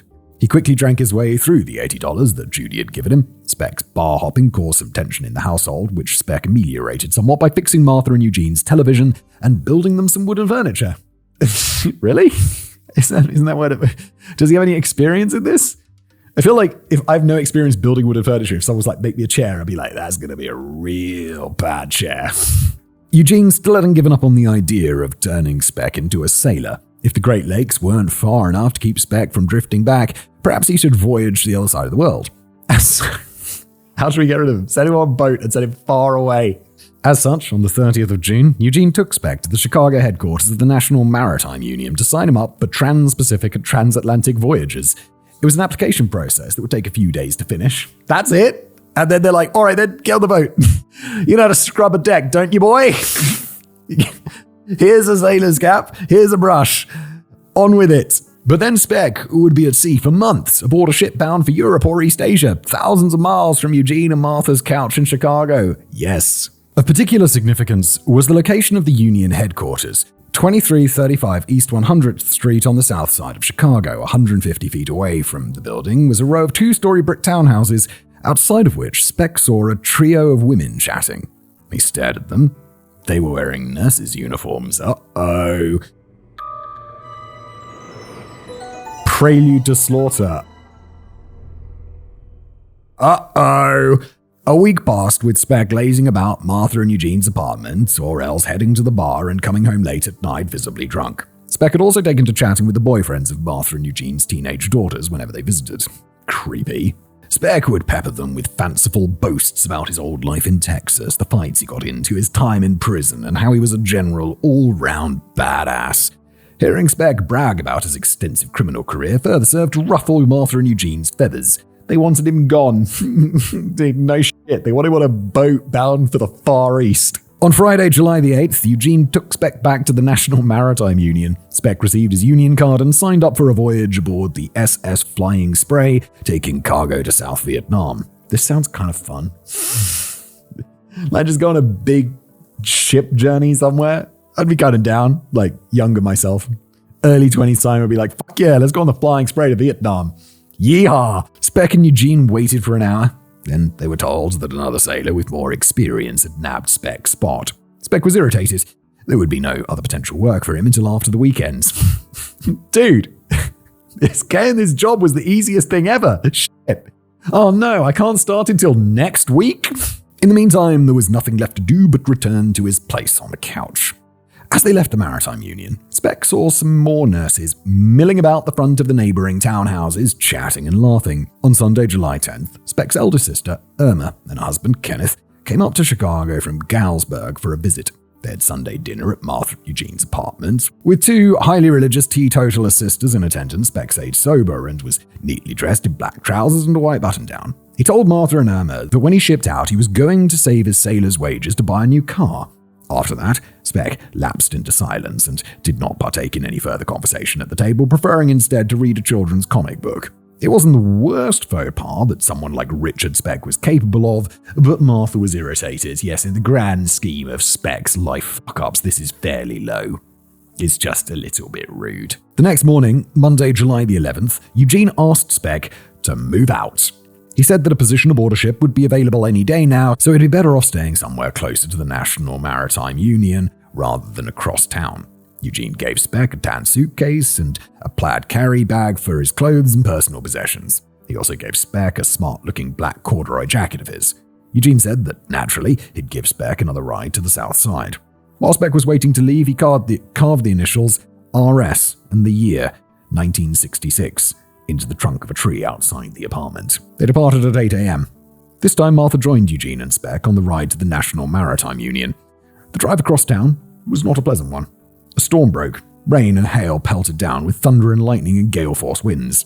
Along the way, Speck asked Eugene and Martha to help him find a boarding house first, since he would be embarrassed carrying 2 bags of his clothes through Union headquarters, but Eugene insisted that they check the Maritime Union for jobs first. The early bird catches the worm and all that. Indeed, when they arrived at the Maritime Union, Speck discovered that there were 2 ships with positions available and he applied for both of them, but a job was by no means guaranteed. Speck grumbled, "What if I don't ship out today? I guess I'll just sleep on the beach." Speck had long since exhausted the $80 that Judy gave him at various Chicago bars, so Eugene gave him $25, $250 in modern money, to tide him over until he could find a place on a ship. With that, Eugene and Martha wished Speck good luck and left him at the Maritime Union to wait.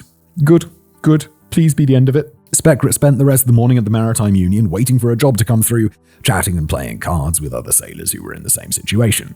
Around noon, Speck got bored and asked if there was a place to stay nearby. He was told to try Pauline's, a boarding house available exclusively to sailors. It was about a mile away from the Maritime Union, and Speck took his bags and walked there. Mercifully, the rain had stopped and the sun had come out. When Speck arrived at Pauline's, the kindly young Croatian woman who ran the place told him there had no vacancies. But Pauline told Speck to check back later in the afternoon. She allowed him to store his bags there in the meantime and to make use of the communal bathroom to freshen up. Speck changed his shirt and headed to the nearest bar, the Rafter Lounge. There, Speck downed beer and told the bartender he was waiting for a job at the Maritime Union to open up. He'd have to head back there in a bit, but after another beer, Speck said to the bartender, "Fuck it, I'm not going." Oh no, and he goes on a bender, doesn't he? Oh no. Instead, Speck spent the next 2 hours drinking at the Rafter Lounge. When he returned to Pauline's at around 3:30 p.m., she told him apologetically that there were still no vacancies, but Speck didn't leave straight away. Instead, he started talking to Pauline's intellectually disabled son, who was in the downstairs office with her. Speck said a few friendly words, and then used an empty cigarette pack to start an impromptu game of catch with the boy. After observing them together for a moment, Pauline told Speck that he could sleep on the front porch of the boarding house that night. Very, very nice of her. She doesn't know he's a demon. In celebration, Speck headed to Anne's Tavern, where he drank several more beers. The bartender thought Speck seemed relatively sober, friendly, and charming. The bartender also noticed a large hunting knife in a leather sheath hanging from Speck's belt. Indeed, at the time, Speck had a Bowie knife plainly visible to the naked eye and a switchblade concealed in his pocket. Not fucking scary at all. Speck returned to Pauline's around 6:30 p.m. only to discover that another sailor had checked out and a room was now available. Speck moved his bags upstairs to the room. Then, once again to celebrate, Speck went out drinking for a third time. This time he went to Pete's Tap, where he got absolutely plastered over the course of the next 6 hours. Just before 1 a.m. on July the 12th, Speck staggered back to Pauline's boarding house, where he saw another sailor smoking a cigarette on the front porch. Speck said to him, "Damn, there's no action and no girls around here." He then went up to his room and passed out. Waking up rather hungover the next morning, Speck returned to the National Maritime Union to wait for a job. After sitting around for several hours, he finally got one. He was assigned to the oil tanker SS Sinclair Great Lakes. It was docked 30 minutes drive away in a separate town, confusingly called East Chicago, a town of 50,000 people, not at all a part of Chicago, the metropolitan city. In fact, the separate town of East Chicago wasn't even in Illinois, it was just across the state lines in Indiana.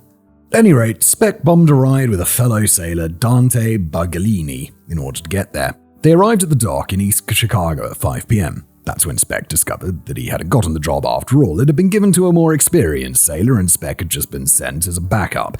Speck was infuriated. Bagalini, who had also been snubbed, gave Speck another ride. Arriving back in the city of Chicago, Illinois, population 3.5 million, Bagalini began to drive Speck back to Pauline's, but Speck insisted that he get dropped off in front of the National Maritime Union with his bags. Bagalini thought this was odd since the Maritime Union closed at 5 p.m. and it was now 5:45. After getting dropped off, Speck headed across town to an ice cream stand frequented by the nurses who lived in the townhouses just down the road from the Maritime Union. Speck bought himself an ice cream and observed a couple of young women there. Then Speck picked up his bags and walked further down the street toward the nurses' townhouses. Speck was just outside the easternmost townhouse, 2319 East 100th Street, when he heard the chatter and laughter of a dozen excited female voices coming from down the alleyway. Speck went to investigate. One of the nurses, Pamela Wilkening, was being picked up by a blind date, and the other nurses had gathered around her date's car to get a look at the guy. Amongst the crowd, Speck observed a woman in a yellow dress. She was a brunette with high cheekbones, delicate features, and classical good looks. Speck thought she looked like the spitting image of his ex-wife Shirley. Her name was Gloria Davy. Speck walked to a Clark gas station on East 100th Street and asked if he could store his bags there. The manager, David Wilhelm, politely told him that wasn't possible. Then Wilhelm spotted the Born to Raise Hell tattoo on Speck's left forearm. He said with a friendly smile, "Born to raise hell, huh?" "You bet," Speck replied. "I've raised plenty in my time too." Speck left the station and walked a further 5 blocks to South Torrance Avenue, where he was able to store his bags at a Shell gas station. Speck used the payphone outside to call Eugene Thornton. He explained how he had not managed to find a position on a ship yet, and complained bitterly about how he had been jerked around over the SS Sinclair in East Chicago. Speck and Eugene arranged to meet at the Maritime Union around 9 a.m. the next morning. Meanwhile, at around 8:30 p.m., Speck had dinner at the Casino Lounge a few blocks from the Shell station. He ordered veal, but in Speck's estimation, the food wasn't coming fast enough, so he angrily said to his server, "Who the hell runs this place?" His server, Zika Dioyavitz, who was actually the owner, gruffly replied, "None of your business." Speck got up and stormed out of the restaurant. With the boarding house and the bar hopping, Speck had already burned through the $25 that Eugene had given him the day before, so he spent the night on a public bench in Luella Park, just behind the nurses' townhouses, separated only by a few yards and a chain-link fence. Early the next morning, July the 13th, 1966, Speck picked up his bags from the Shell station and used its public restroom to freshen up. Then he walked to the National Maritime Union and sat on the front steps, waiting for it to open. Roughly 2 hours passed. The summer sun climbed higher in the sky. It was going to be a hot one. At 8:30 a.m., another sailor, 60-year-old Sam Barger, arrived at the Maritime Union to await its 9 a.m. opening. Speck asked Barger to watch his bags while he nipped off for a drink of water. Barger saw Speck walk into Luella Park and sip from a water fountain. Then Barger noticed that Speck was just standing there, staring at the back of one of the townhouses, 2319 East 100th Street. After a minute or two, Speck doubled back to the Maritime Union and thanked Barger for watching his bags. At 9 a.m., Speck headed directly inside and yelled at the union agent, William Neal, for assigning him as a backup for a job 30 minutes drive away. Neal told him that yelling about it now wasn't going to do him any good and advised him to drop it. Yes, seeing as this is the guy who's going to assign you the jobs, right? You might want to be fucking friendly to him. Try doing that charm that you're clearly capable of, even though you're a fucking psycho. Speck walked outside and saw Eugene and Martha Thornton waiting for him beside their car. They all climbed into the vehicle and talked for about 30 minutes. Eugene gave Speck another $25 in case he couldn't find a job again that day. Speck asked Eugene what the best place was to spend the night, and Eugene suggested the upmarket Shipyard Inn rather than the scuzzy boarding houses. While they talked, Speck frequently gazed out of the window at the nurses' townhouses on 100th Street. Speck climbed out of the car. Martha and Eugene departed, wishing him luck. Speck walked back into the Maritime Union. He waited for a job for less than an hour. At 10:30 a.m., he announced to the other sailors present, "Fuck it, I'm tired of waiting around for a ship." Speck walked with his bags to Pete's Tap. He told the bartender that he was a sailor and lied that he was expecting a $1,300 check as payment for his last voyage. That's $13,000 in modern money, a realistic sum for an unskilled crew member who'd just been on a long voyage. It's quite a lot of money. For like a no-skill job where all of your accommodation and shit is provided, this is kind of dope. I would have done this. Fuck this YouTube shit. I'm gonna go become a merchant sailor. My family would probably be upset about that. They'd be like, "What happens?" "Well, I decided to quit YouTube and become a merchant marine. Just sailing around the world." Speck lied that he had been fired from the crew for stabbing the ship's first mate, perhaps again fantasizing that he wished he had done so, given it was the first mate of the Randall who had fired him for excessive drinking. Despite the grisly lie, the bartender later described Speck as a very neat man, a very polite man, very soft-spoken. Speck downed a couple of beers at Pete's Tap and then headed over to the Shipyard Inn. This was the Harbourside hotel that had been recommended to him by Eugene. He arrived around noon. The Shipyard Inn also had a bar on its ground floor. Rather than reserve a room straight away, Speck made a beeline for the beer taps and bottles. He ordered a Schlitz. The owner of the Shipyard Inn, Agnes Budak, eventually walked into the bar where she found Speck drinking and asked, "Want a room?" Speck replied, "Yes." And then Budak inquired, "By the night or by the week?"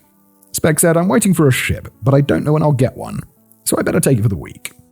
He paid $10 to rent room number 7 on the second floor for the week, along with a $1 deposit for 2 room keys. Speck dropped off his luggage in the room and then returned to the downstairs bar where he continued to drink for a further 3 hours. At 3:30 p.m., Speck returned to Pete's tap again, where he continued to drink into the early evening. Plot twist. By this point, Speck was getting pretty hammered. Surprise! This guy's life, what are you doing? What are you doing? He approached mill worker Harold Christian and his girlfriend, who was actually married to another man. Speck sat between them and put his arms over both their shoulders, and when he found out the situation, teased them having an affair. He again repeated the lie that he had a $1,300 check coming to him. This is so cringe, bro. It's like, I'm about to make $1,300. Oh, yeah. People are like, all right, dude. So, during his drinking sesh at the tap, Speck laid eyes upon 53-year-old Ella Mae Hooper, an alcoholic mother of 10 children originally from Tennessee. Like Speck, she had spent the day drinking in various bars, and like Speck, she'd been in Pete's tap for the past few hours. At 6 p.m., Ella Mae left Pete's tap to hit another bar. Richard Speck followed her. Ella Mae went to the Ewing tap and sank a couple more drinks and chatted with the other patrons. Speck ordered a beer and took a seat in the corner watching her. At approximately, what are you up to, Speck, you fucking weirdo? At approximately 7 p.m., Ella Mae left the Ewing tap and walked down 100th Street toward the Shipyard Inn. Speck once again followed her. As they neared the Shipyard Inn, Speck increased his pace and came up behind her. He asked, "Where are you going?" Ella Mae Hooper ignored him, and so Speck said menacingly, "When I talk, I want answers." Fuck off, Speck, you douchebag. Ella Mae still didn't respond and started walking faster. Speck persisted, "Let's go somewhere and have a drink. Let's go to the shipyard." Finally, Ella Mae responded, "No, I want to go home." Speck asked, "What if I force you to have a drink?" Ella Mae replied, "Nobody forces me to have a drink. If I want one, I just take one." Ella Mae, gangster. Little did Speck know, but Ella Mae Hooper had a .22 caliber ROM pistol in her purse, and she was getting pretty close to pulling it out on him. Excellent. Ella Mae came to a stop at the intersection of 100th Street and Avenue L, and waited for the pedestrian light to turn green so she could cross. It was at this point that Speck came up behind her and stuck the point of his hunting knife in her back. He said, "Do what I tell you, and I won't hurt you. All I want to do is ask you some questions." Fucking hell, Speck, what's wrong with you? Even though Ella Mae had a gun in her purse, she wouldn't be able to pull it out in time before Speck had stabbed her, so she froze and said nothing. Yeah, in that situation, you gotta wait for the opportunity to get the gun out, right? You can't do it right now because he's got a knife pointing into your back. But at some point, there might be an opportunity. Speck ordered her to cross the street and keep walking. They set off together, Ella Mae in front, Speck right behind her, practically stepping on her heels, knife at the ready. Speck asked, "Where do you think I'm taking you? Somewhere to rape you? I'm not going to rape you. If I manage to get you to bed, I'll pay you $20. Speck, what is happening with you?" Ella Mae tried to manufacture an opportunity to pull out the gun. She said, "I've got $12 in my purse. I can give it to you if you want." Speck replied, "I don't want your money. I have a check for $1,300 in my pocket." Oh, big man. Hey, big spender. Oh, I suppose it is $13,000 in modern money, isn't it? So it's quite a bit of money, but it's very cringe, bro. They arrived at the Shipyard Inn. Speck took Ella Mae through the side guest entrance so he would not have to walk with his captive through the bar. They climbed the stairs to the second floor and went to his room. Inside, Speck ordered Ella Mae to put her purse on the dresser and then sit on the bed across the room. She was now several feet from her concealed firearm. Speck opened 2 cans of beer and handed her one. He asked, "Do you have kids?" 10. Ella Mae replied calmly. "Do you like younger men?" The 24-year-old Speck asked. "I got nothing against younger men," Ella Mae answered. "Would you like to live with a younger man?" "I hadn't thought of that," Ella Mae said curtly. "If I was to tell you to take your clothes off and get into bed, would you?" "Yes." "If I let you out of here, would you tell anybody about this?" "No." There's only one answer there. No. Okay, off you go. Straight to the police station. Speck continued, "I'm a sailor and I make a lot of money. If you want an apartment, I'll get you one. I'll give you $200 tonight if you meet me at Peck's." Ella Mae said, "I don't know a bar called Peck's. Do you mean Pete's?" Speck replied, "Well, whatever it's called. Pete's then. That's where you'd better meet me later if you want to live. Now take off your clothes and get into bed." Then Richard Speck raped Ella Mae Hooper. Bro, what is it? Don't understand. After it was over, Speck dressed in a pair of dark wash jeans, a red polo shirt, and the black corduroy jacket given to him by Eugene Thornton. Once he was finished, he ordered Ella Mae to put her clothes back on. As she was finishing doing so, Speck handed LMA her purse. Speck said, "If you ever tell anyone about this, I'll kill you, and I'll kill your kids, if it takes me 100 years. They left Speck's room and descended the stairs to the side entrance. As they did so, Speck instructed her, "When we get outside that door, you turn left, I'll go right. I want to cash this $1,300 check and go to a 9:30 union meeting. You're going to meet me later tonight at Peck's, and I'm going to give you $200. Don't forget, if you don't meet me at Peck's, you're in big trouble. I don't like women who lie to me." They went out the door. LMA went left. Speck went right. LMA walked a couple of blocks and then broke into a run. She ran all the way home to the house she shared with one of her daughters. She was in a state of confusion, traumatization, and intoxication. And she was still processing Speck's threats about tracking her down if she told anyone what had happened. As such, she did not immediately contact the police. And when LMA Hooper opened her purse to take out a .22 ROM pistol to store it in the basement, she discovered that her $12 and the gun were missing. Speck's like, "I don't need your $12. I'm not going to rape you." Speck, what's going? I don't understand. Slaughter. After leaving the Shipyard Inn, Speck crossed the street and went to Kay's Pilot House. There he ordered a hamburger and another beer. At 8:30 p.m, Speck finished eating, crossed the street again, and returned to the bar at the Shipyard Inn. He had no intention of meeting LMA at Pete's Tap. That was just a clumsy bit of misdirection in case she called the cops. In Speck's booze-soaked thinking, the cops would head over to Pete's Tap and wait for him there. Of course, the stratagem was more than a little undercut by Speck's decision to continue drinking at the shipyard, where he'd just assaulted a woman in a room registered to his name. It's just not very well thought through, is it? After all, the police are usually in the habit of investigating the scene of the crime, but fortunately for Speck, no cops came. Speck continued to get plastered at the shipyard for 2 hours. He attracted attention from other patrons when his switchblade fell out of his pocket and landed on the floor. Speck spent much of his time sitting in a booth, slamming back Jim Beam and cola, and glaring for no reason at the other patrons. One of them, 26-year-old Patrick Walsh, asked Speck what he was looking at.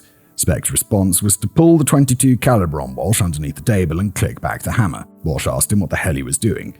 Speck thought the better of it and put the gun away. He apologized repeatedly and bought Walsh a beer. Then Speck regaled a few of the other patrons with a bullshit story about his last voyage to Vietnam, with a secret bit of shore-leaving Cuba on the way back. I don't know. Like, this guy, I just like, what is going on in why is your brain so weird? At 10:20 p.m, Speck left the Shipyard Inn and staggered a mile and a half west on 100th Street toward the nurses' townhouses. Having started drinking around 11 a.m, by this point, Speck had consumed an egregious amount of alcohol. The bartender from Pete's Tap later said that Speck had spent $9 on drinks during his 2 visits to that bar alone. Bear in mind that in Chicago in 1966, beers cost about 25 to 50 cents each, and whiskey about 50 to 75 cents. Wow, 25 cents for a beer? God damn. I know it's the past, but even though that's $2.50 today, it's still real cheap for a beer. In 1966, $9 would have bought you at least 12 shots of whiskey, or 18 mid-range beers, or 36 piss-water beers. The last of these numbers seems unlikely, and we must allow for the possibility that Speck bought several people drinks. Nevertheless, it is clear, in his 2 visits to Pete's Tap, Speck would have drunk at least a dozen standard units of alcohol and likely far more. And that doesn't take into account the drinks Speck had during the 5 hours in total he spent at the shipyard that day, or the beer he drank at the Ewing Tap, or the beer he had in his room, or the beer with which he washed down his burger at Kay's Pilot House. How is this dude just not living in the bathroom? An alcoholic like Speck would doubtless have had a heightened tolerance, which would have allowed him to stay coordinated and conscious for longer, and somehow he was able to maintain an erection during the rape of LMA Hooper, possibly on account of his young age or testosterone levels.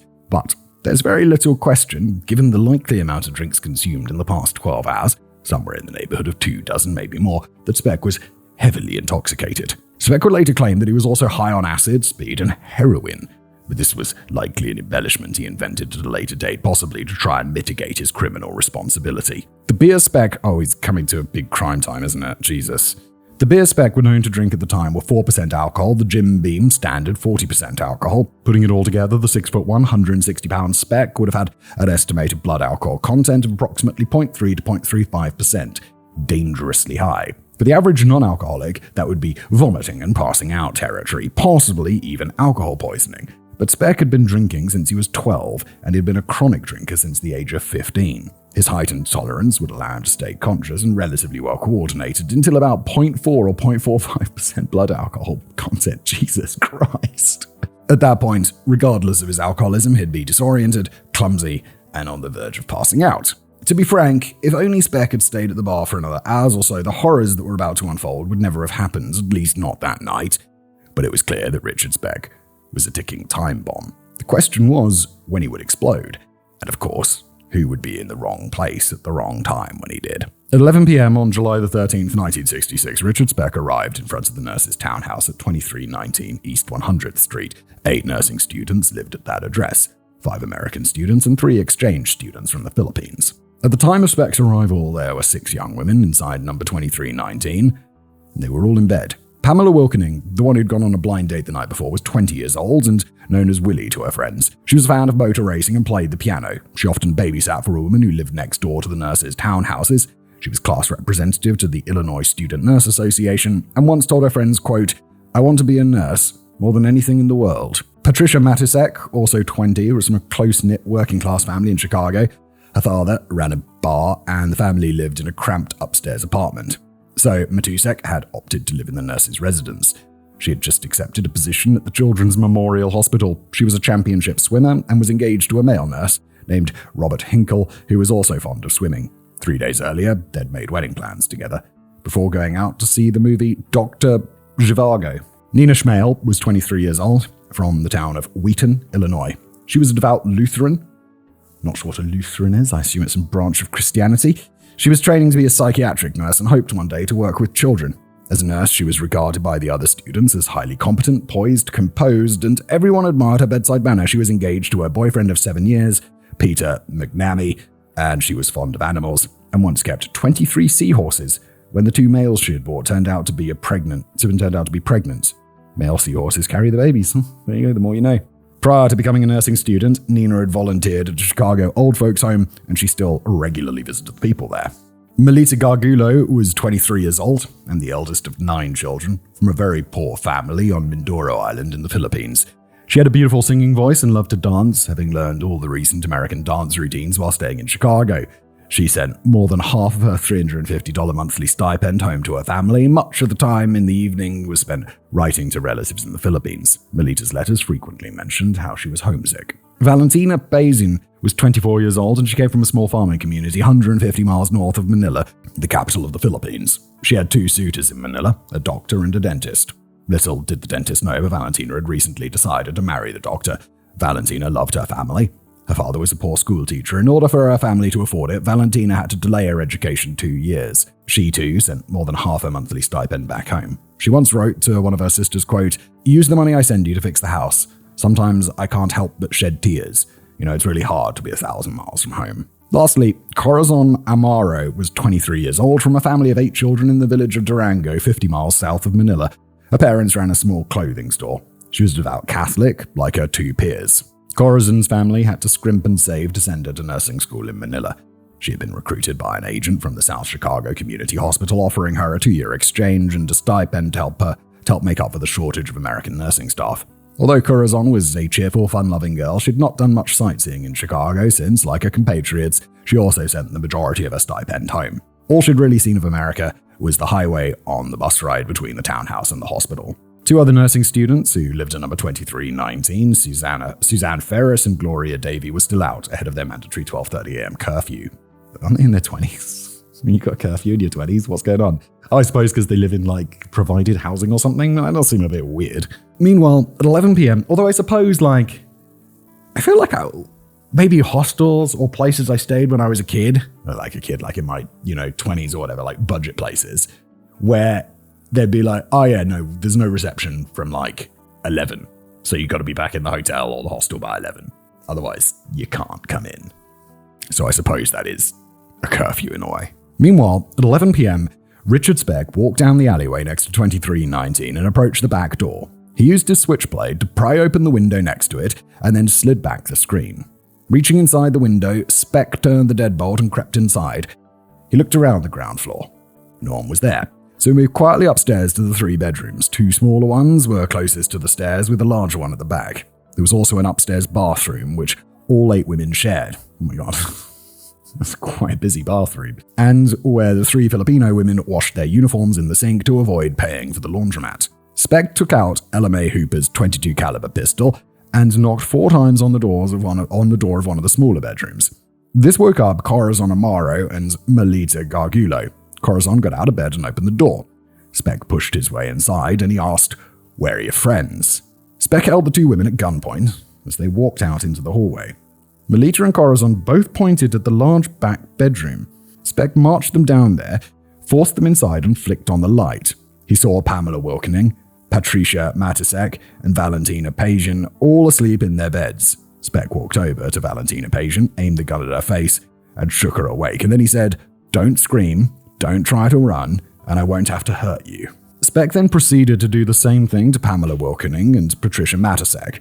As he did so, the 3 Filipino nursing students scrambled into the large walk-in closet in the bedroom and threw all their body weight against the door to keep it shut. How big is this walk-in closet? Depends how thick the door is. Like a .22 caliber pistol is not particularly highly powered. I don't think you can make it through like a hardwood door.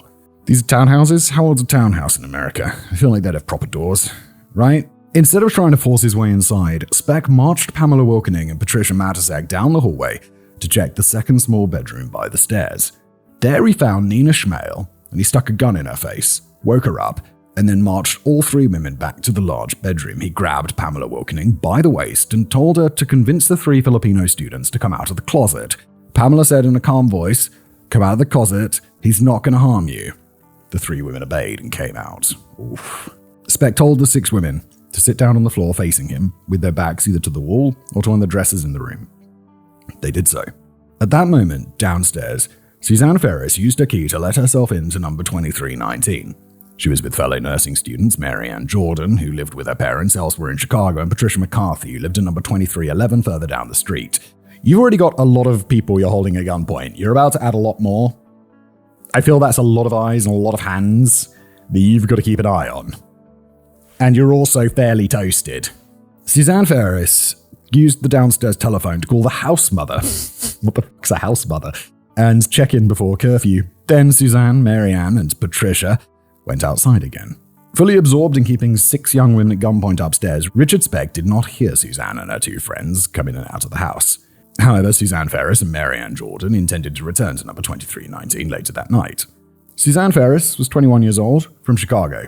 She had a devilish sense of humor and enjoyed playing pranks on the other nurses. She loved children and wanted a career in pediatric nursing.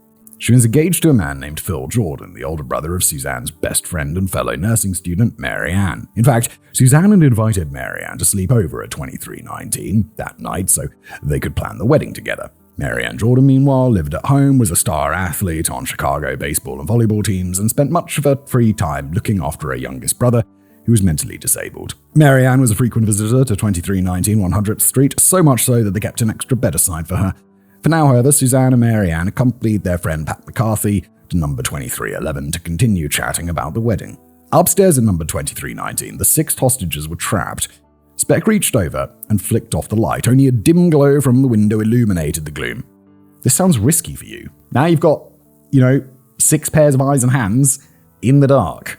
Speck sat on the floor with his back to the door, blocking the only exit. He kept his pistol trained on the nursing students. Pamela Wilkening summoned up the courage to ask Speck, "What do you want from us?" And Speck answered, "I want some money. I'm going to New Orleans." Pamela replied, "We can give you some money." Speck did not reply. Instead, after a pause, he made a joke that made the American nurses giggle. We do not know what the joke was. The American woman seemed to take at face value that Speck only wanted money and seemed to relax a little. The Filipino women were still terrified. Then Nina Schmale repeated what Pamela had said, "We're going to give you some money." Speck asked, "How much do you have?" The women began rattling off single-digit amounts, $2, $5, $7, except for Corazon Amaro, who answered that she had $10 in cash at the house that night. All up, Speck was looking at holding 6 women hostage for the modern equivalent of a few $100. How long do you get in prison for holding 6 people hostage at gunpoint? It's going to be years, right? I'd say you're looking at 5 minimum, maybe up to 15. Could be. It's America. Patricia Mutasek got up and fetched her purse from the bed. Speck again kept his gun trained on her the entire time. She took the cash out of her purse and handed it to Speck, who shoved it into his pocket. The same procedure was repeated for Pamela Wilkening and Valentina Pajan, who also slept in the large back bedroom. Then Nina Schmel asked if she could go and get her purse from her own bedroom near the stairs. Speck marched all 6 women single file down the hallway to Nina's bedroom. They walked one by one into the small room, and Nina fished her money out of her purse and handed it to Speck. The same procedure was repeated across the hall in Corazon and Melita's room. Then Speck marched them all back to the large bedroom and ordered them to take up the same position on the floor as they'd done before. He aimed the gun at them, one at a time, while he did a head count. Speck might not have shown it, but he was very drunk, and he was having trouble keeping track of them. Yeah, because you've got 6 hostages and you're drunk. But there they were, 6, all accounted for. Speck would soon add to this number. Dude, that doesn't seem like a good idea. It was 11:40 p.m. Nursing student Gloria Davy pulled up in a car outside number 2319 with her fiancé, Robert Stern. Gloria was the woman Speck had seen wearing a yellow dress the day before and whom he thought resembled his ex-wife, Shirley. Gloria Davy was 22 years old and from the small town of Dyer, Indiana. Highly charismatic, with a forceful personality, she was the undisputed queen bee of her nursing class. Back in Indiana, she'd been a member of the cheerleading squad and won a beauty pageant and the title of Sweetheart of the Future Farmers of America. Okay. God, that's the most, rural thing I've ever heard in my life. Sweetheart of the Future Farmers of America. I'm just wondering if you could get more stereotypically rural. And look, I grew up in the countryside. No shade, but it is so wow. She was currently president of the Illinois Student Nurses Association. In her free time, Gloria studied philosophy and wrote poetry. She was considering joining the Peace Corps after graduation. Her fiancé Robert Stern was 31, handsome, and the vice president of a large distillery in Chicago. In a word, rich. They'd spent the evening together at his apartment. Gloria Davy had gotten quite tipsy off champagne. Robert had driven her back to 2319, kissed her goodnight, and watched her go inside the front door. Oh, it's the 60s. I'm like, wait. They're engaged, but they don't live together. So, yeah, the past. Then he drove away. He'd never see her again. Oh no. These people just sound like nice. I know where this was going. We knew where this was fucking going, didn't we? Richard Speck heard Gloria Davy downstairs, calling the house mother to let her know that she was back before curfew. Speck stood up, aiming his gun at the 6 women to keep them seated. Then he listened intently as Gloria Davy made her way upstairs and down the hall to the large bedroom. She put her hand on the knob of the door, but Speck opened it for her. Gloria screamed. Speck shoved the gun into her belly and ordered her to sit on the floor of the bedroom, and she obeyed. Speck asked Gloria, "Do you have any money?" She replied, "I think I might have $2 in my purse." She fished out the money and surrendered it. For the next 5 minutes, Speck talked with the 7 hostages, assuring them repeatedly that he had no intention of hurting them. "Don't be afraid," he said several times. "I'm not going to kill you." Speck lit up a cigarette and puffed away at it languidly while he chatted with 7 women. He cracked a few jokes, which the American nursing students laughed at. As before, the Filipino students remained silent and terrified. They all spoke English, but they had trouble picking up the banter. After he finished his cigarette, Speck stood up and pulled a sheet off Patricia Matusek's bed. He took out a switchblade and began to cut the bedsheet into several dozen long strips. As he finished each one, he hung the strip around the back of his neck. As he did so, he placed his pistol on Patricia Matusek's bed, just within his reach and several feet away from any of the women. So deft was he with the knife that the whole process only took Speck about 5 minutes. Then he knelt down in front of Pamela Wilkening and began binding her legs with one of the strips. He ordered Pamela to get on her knees and turn around so that he could tie her hands behind her back. She obeyed, and then Speck told her to turn around again. He did the same thing to Gloria Davy, and as he worked, she asked, "Why are you doing this?" "We are student nurses." Speck replied, "Oh, you are student nurses, huh?" After Speck had finished binding her arms, Gloria Davy lacked the coordination to turn around and face him again, so Speck picked her up and laid her on her stomach on Pamela Wilkening's bed. Speck continued to tie up the women. The doorbell rang downstairs. Patricia Matusek, Corazon Amaro, and Melita Gargulo were not yet bound. Speck tied up Patricia's ankles, and then he motioned with his gun for Corazon and Melita to stand up and walk with him out of the room. Melita went first, then Corazon with Speck's gun stuck in the latter's back. They moved slowly and quietly. At the door downstairs was Tammy Sukoff, a nursing student who lived next door at 2315. She was looking at some bread to make a sandwich for a late-night snack while she chatted on the phone with her boyfriend. Tammy peered through the window to see into the darkened living room. She did not see anyone. Eager to get back to the phone call with her boyfriend, she gave up and went back to 2315 before Speck and his 2 hostages could reach the front door.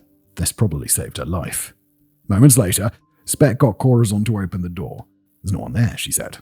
Speck marched his 2 hostages back upstairs. When they turned into the large bedroom, Speck found all the other nursing students where he had left them. He bound Patricia's hands behind her back and then tied up Corazon and finally Melita. All 7 women were now helpless as Speck finished binding the arms of Melita Gargulo, ignorantly referring to her age and ethnicity.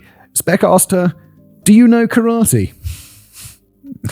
Just because he wasn't enough of a douchebag, Melita did not reply. Outside 2319, another nursing student, Kathy Emmons, who lived down the street at 2311, drove past with her boyfriend. She looked at 2319 to see if there was a light on in any of the windows, indicating that someone was still up.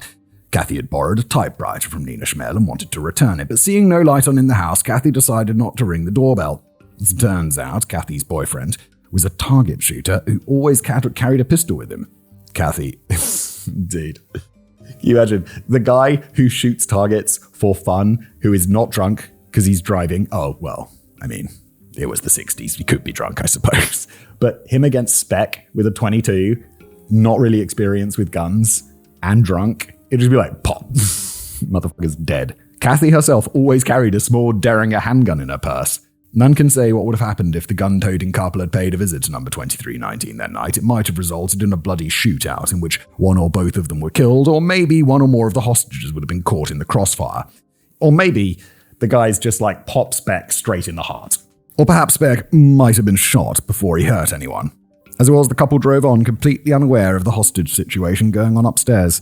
It is now approximately 12:15 a.m. Richard Speck untied the binding around Pamela Wilkening's ankles and pulled her to her feet. He shoved the gun into her back and marched her out of the bedroom and down the hall to Corazon and Melita's rooms. His intent was to rape her. Pamela must have sensed this as well, because once they were in Corazon and Melita's room and Speck began to touch her, Pamela spat in Speck's face. He responded by taking one of the several strips of fabric that still hung around his neck and shoved it into Pamela's mouth. He then pushed her to the floor. Back in the large bedroom, the other girls had figured out what was going on, or at least 5 of them had. Drowsy from the champagne she drank that evening, Gloria Davy had passed out where she lay, tied up on Pamela Wilkinen's bed. The other 5 girls, I feel like a little more than tipsy on champagne there. The other 5 girls debated over what they should do now that it had become clear that the intruder's intentions weren't just robbery. The Filipino women were in favor of trying to smash the bedroom window and to scream for help. The American women argued against this, saying it was likely to provoke Speck to violent action. Meanwhile, down the street at number 2311, Suzanne Ferris, Marianne Jordan, and Patricia McCarthy wrapped up their wedding discussion for the evening. Suzanne and Marianne invited Patricia to join them at 2319 for a sleepover, but Patricia McCarthy had been sick that day and just wanted to go to sleep in her own bed. That decision probably saved her life. At approximately 12:25 a.m., Suzanne Ferris and Marianne Jordan walked down the street to 2319 East 100th Street. They waved cheerfully to their friends, looking out the window of 2315 as they passed by. Suzanne and Marianne entered 2319 and climbed the stairs. The door to Corazon and Melita's bedroom was open. They saw Richard Speck in there, raping Pamela Wilkening. The 2 women screamed and stood there in shock as Speck stood up and adjusted himself. Too late, they tried to run, but Speck moved quickly and blocked their way down the stairs. Instead, Suzanne and Marianne ran down the hall to the back bedroom, where they saw 6 of their friends, tightly bound and helpless. Seconds later, Richard Speck came up behind them, pistol in hand. "Come here," he ordered them. Suzanne and Mary obeyed. Speck marched the 2 women at gunpoint back toward Corazon and Melita's rooms, where Pamela Wilkening lay on the floor. It was at that point that Suzanne and Marianne decided to fight. They screamed and peppered Speck with kicks and punches in a bid to make it to the staircase. Richard Speck stabbed Suzanne Ferris 11 times in the chest and 7 times in the back. He smashed Marianne's left eye with a blunt end of his switchblade and then stabbed her 3 times directly in the heart. Both women fell to the ground. Speck grabbed a white nurse's stocking and strangled Suzanne Ferris to death with it. Marianne quickly bled out. Then Speck turned to Pamela Wilkening. He stabbed her once, with great force and precision, through the heart. Speck covered Pamela and Suzanne with a blanket. Marianne remained uncovered. Speck headed down the hallway into the upstairs bedroom and washed off their blood. This was a calculated decision to avoid increasing the alarm of the 6 remaining nursing students and to keep them passive as he marched each one of them to their deaths. They didn't hear their friends getting stabbed. Fucking hell, this is... A robbery had just given way to sexual assault and murder. Richard Speck's intention now was to get rid of the witnesses. They're not... Oh, I suppose they are. They've seen his face. Then there's the dead friend, so they know he did it. He went back into the large bedroom, untied the legs of Nina Schmel, and took her back to her own small bedroom by the stairs. He gagged her, stabbed her, and strangled her to death. Meanwhile, the nursing students in the large bedroom heard Nina's muffled screams and panicked. Struggling against their bindings, they hid under the beds in the room, all except Gloria Davy, who was still asleep on top of Pamela Wilkening's mattress. Corazon Amaro tried to get under Valentina Pageant's bed, but as much as she wriggled, she could not get her head underneath. 20 minutes later, the women heard the tap in the upstairs bathroom running for a second time. The doorbell rang. One of the girls at number 2315 had ordered a pizza, but the delivery guy had gone to the wrong address. After standing on the doorstep of 2319 for a few minutes, the delivery guy realized his mistake and went next door. From an upstairs window, Speck watched him go. He returned to the large bed. Speck's such a psycho, I can kind of imagine him answering the door and just taking the pizza and being like, cool, pizza. Because he's just a fucking psycho. He returned to the large bedroom. He did not bother to untie the legs of Valentina Pageant, but simply scooped up her small frame in his arms. He took her down the hall, gagged her, and slit her throat. 20 minutes later, the women in the back bedroom heard the tap running again. Tammy Shukov exited number 2315, where she had been studying. She stepped into the alleyway. Tammy thought she heard a scream coming from next door. She stood in the darkness and listened carefully. She heard nothing, so Tammy went back inside, number 2315. She joined her fellow nursing students, who were still awake and eating pizza. This is like the thing, isn't it? You'd just be in there and you'd hear a scream, and then you'd hear nothing, and you'd be like, I must have imagined it. Or 99.9 times. I think my wife screamed this morning. Why did she scream this morning? Like I did something. I'd come home from work early. And, what was it? There was something I just gave them a fright. Like they came home from school. They're like, And I'm like, yeah, but 99.9% of times is nothing. So you're not like, should I call the police? Meanwhile, Speck came back to the large bedroom and scooped up Melita Gargulo. Moments later, the women in the large bedroom heard her yell, massacred, which is Tagalog for it hurts. 30 minutes later, the tap ran again. Speck re-entered the room.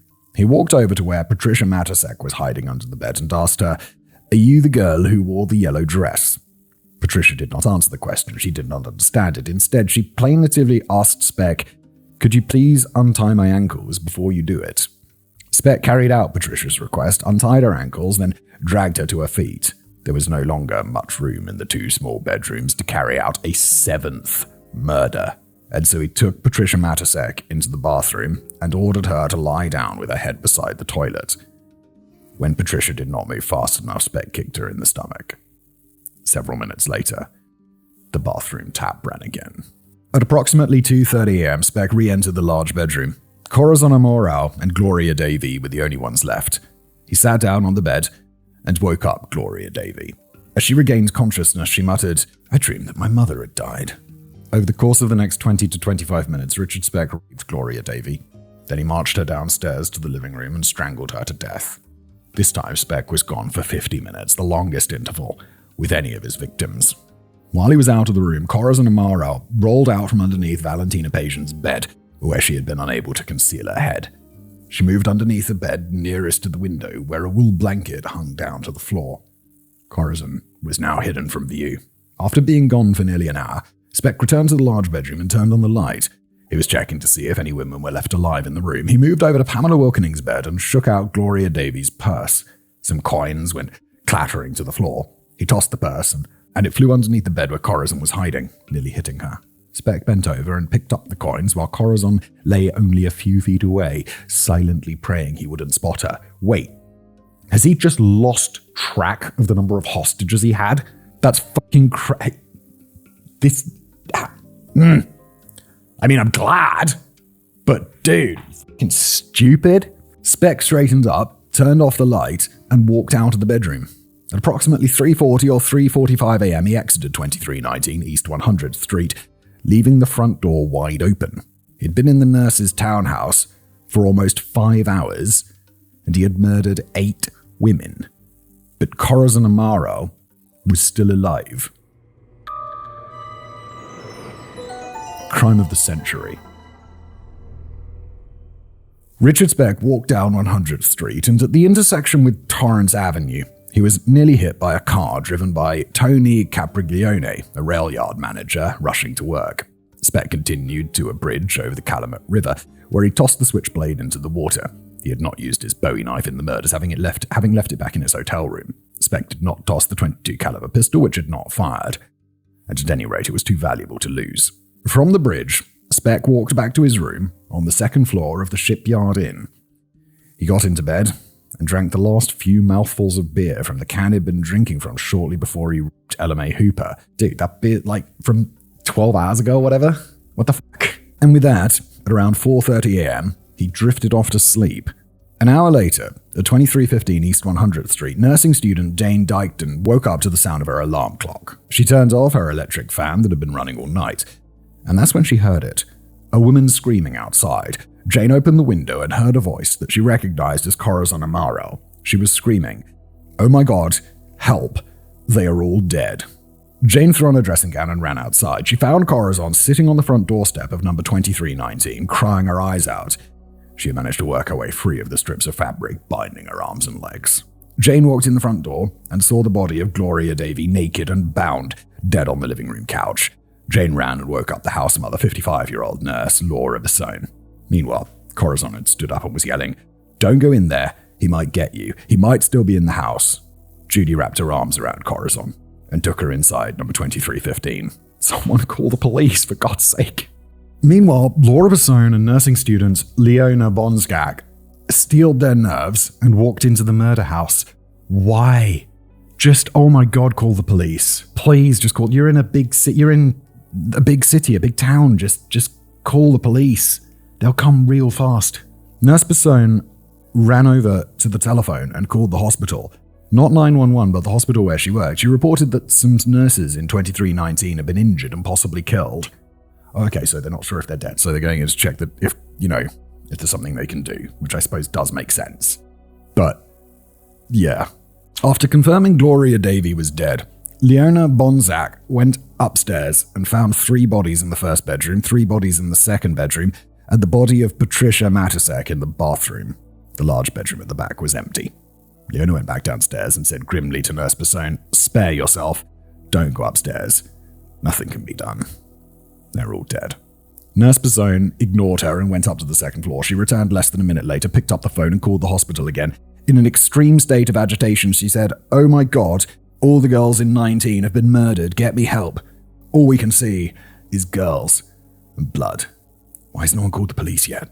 Why are they calling the hospital? I guess it's just like semi-panic mode, but you're a nurse. I feel like cool heads. By that point, the entire neighborhood had woken up and gone into high alert. Some neighbors flagged down police officer Daniel Kelly, who was in his patrol car. He reported a possible homicide situation over the radio. Kelly was shaken. He had only been on the force 18 months. He got out of his vehicle and entered 2319. He too saw the body of Gloria Davy on the couch. He knew her. He had dated her older sister, Charlene. Drawing his gun, Daniel Kelly walked upstairs and found the other bodies. A second patrolman, Leonard Pond, arrived and joined Kelly upstairs. After searching the house for the perpetrator, the two headed back downstairs, and Pond reported over the radio that there'd been a mass murder. Years later, Daniel Kelly would state that going through the townhouse and seeing all the bodies was the most traumatic event of his life. I mean, yeah, no shit. Even as like a cop, you're going to see some horrible shit. But this, I mean, it's a flurry of squad cars came down 100th Street. Officers climbed out and began sealing off the area. Homicide detective Jack Wallenda arrived at 6:30 a.m. He was profoundly shocked at what he saw. The murders had been brutal. After doing his initial inspection, Wallenda invited Nurse Bissone and the director of nursing, Josephine Chan, into the house to help identify the victims. They could only identify 3 of the 8 women, because 5 of them had their faces so thoroughly caked in dried blood that they later had to be identified by relatives at the county morgue. Commander Francis Flanagan, head of homicide, arrived with Andrew Doman, the county coroner. They went into the house. Meanwhile, Detective Wallenda addressed the assembled press. He told them something has occurred, something very, very bad, but we don't yet know what caused it. Commander Flanagan emerged from number 2319 and also addressed the press. 8 women have been murdered, and we need to move quickly to find the killer. Andrew Tomman, the county coroner, spoke last. Shocked and pale-faced, he simply said to the crowd, "It's the crime of the century." A traumatized Corazon Amaro was briefly questioned in order to give police a description of the suspect. White male, mid-20s, approximately 6 foot, 150 to 180 pounds, short blonde hair, dressed in black. Initially wanted money to go to New Orleans, possible southern accent. Corazon was then taken to the South Chicago Community Hospital, heavily sedated and placed under police guard.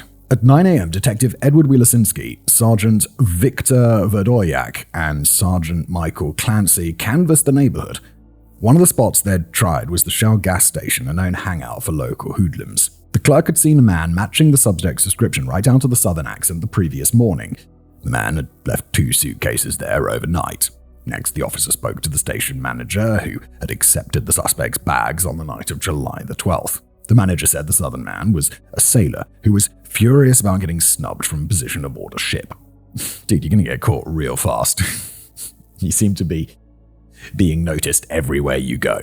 Detective Wielasinski paid a visit to the National Maritime Union. He spoke to William Neal, who remembered on the morning of July 13th being confronted by a man with a southern accent. He was pissed off about losing a spot on the SS Sinclair Great Lakes in East Chicago. William Neal had a name on file, Richard Benjamin Speck. He dug out the man's union file, which included an address which turned out to be Martha and Eugene Thornton's.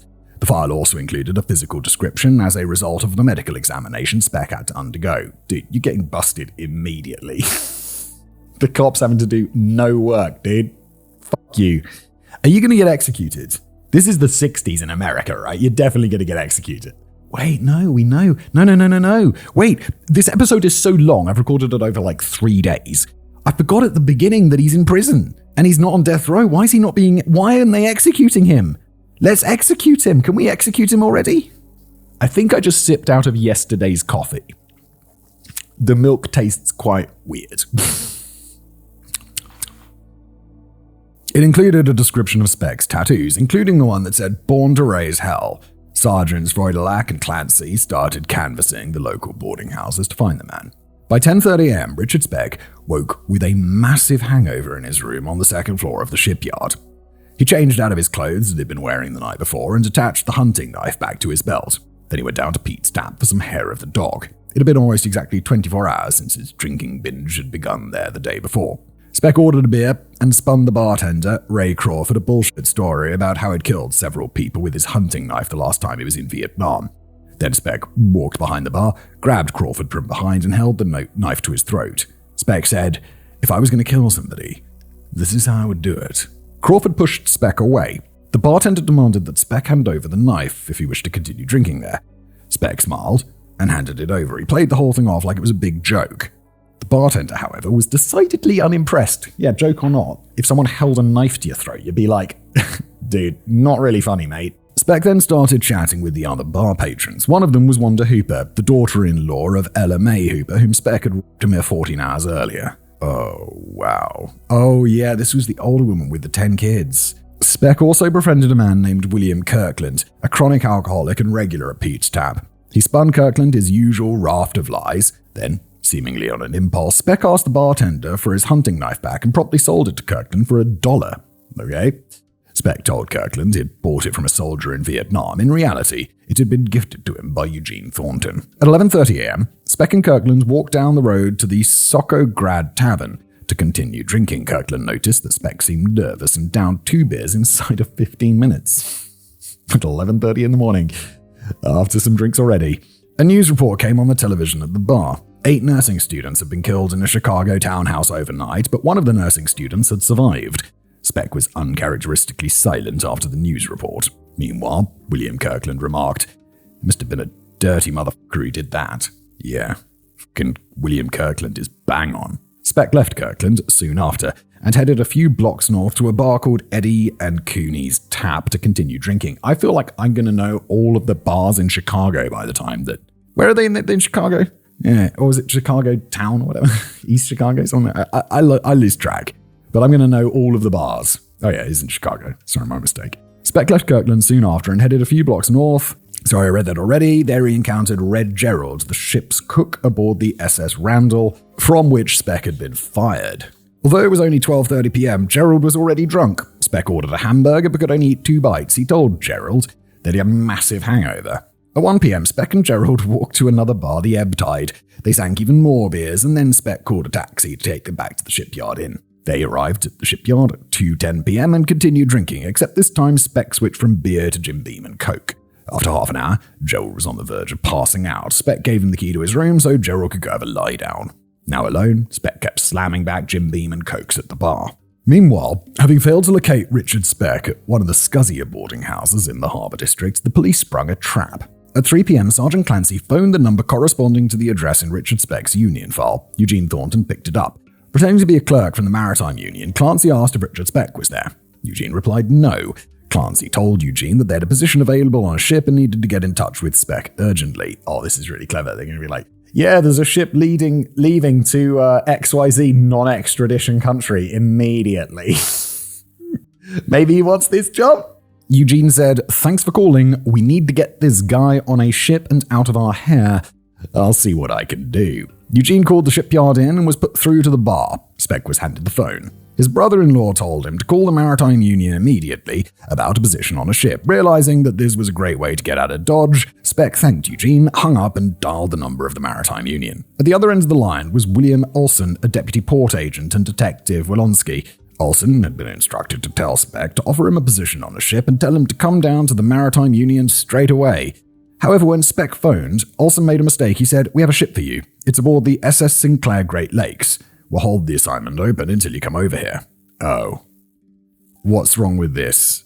Speck immediately smelled a rat. The SS Sinclair Great Lakes was the ship he'd been snubbed from, and it had departed from East Chicago 2 days ago. Dude, what are you doing? No! Oh, God, why? Oh, why? Speck realized it could only mean one thing. The police were onto him.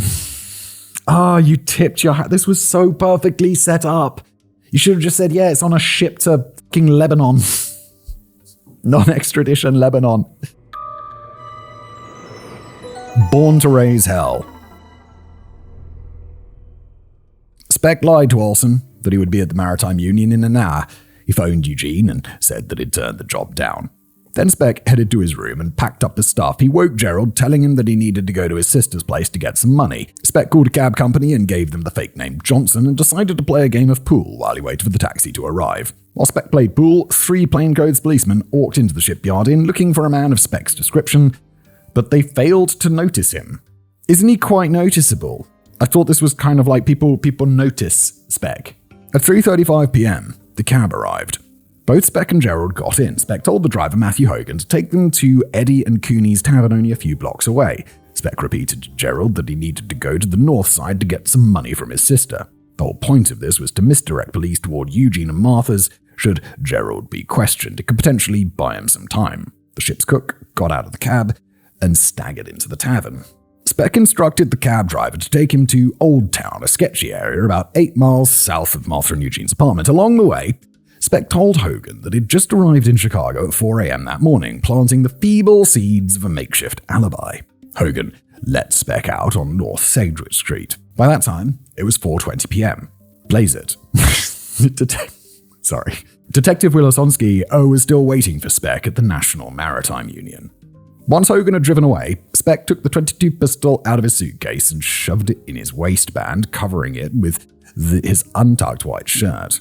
Then he walked 10 city blocks until he arrived at the Raleigh Hotel, a well-known Chicago flophouse.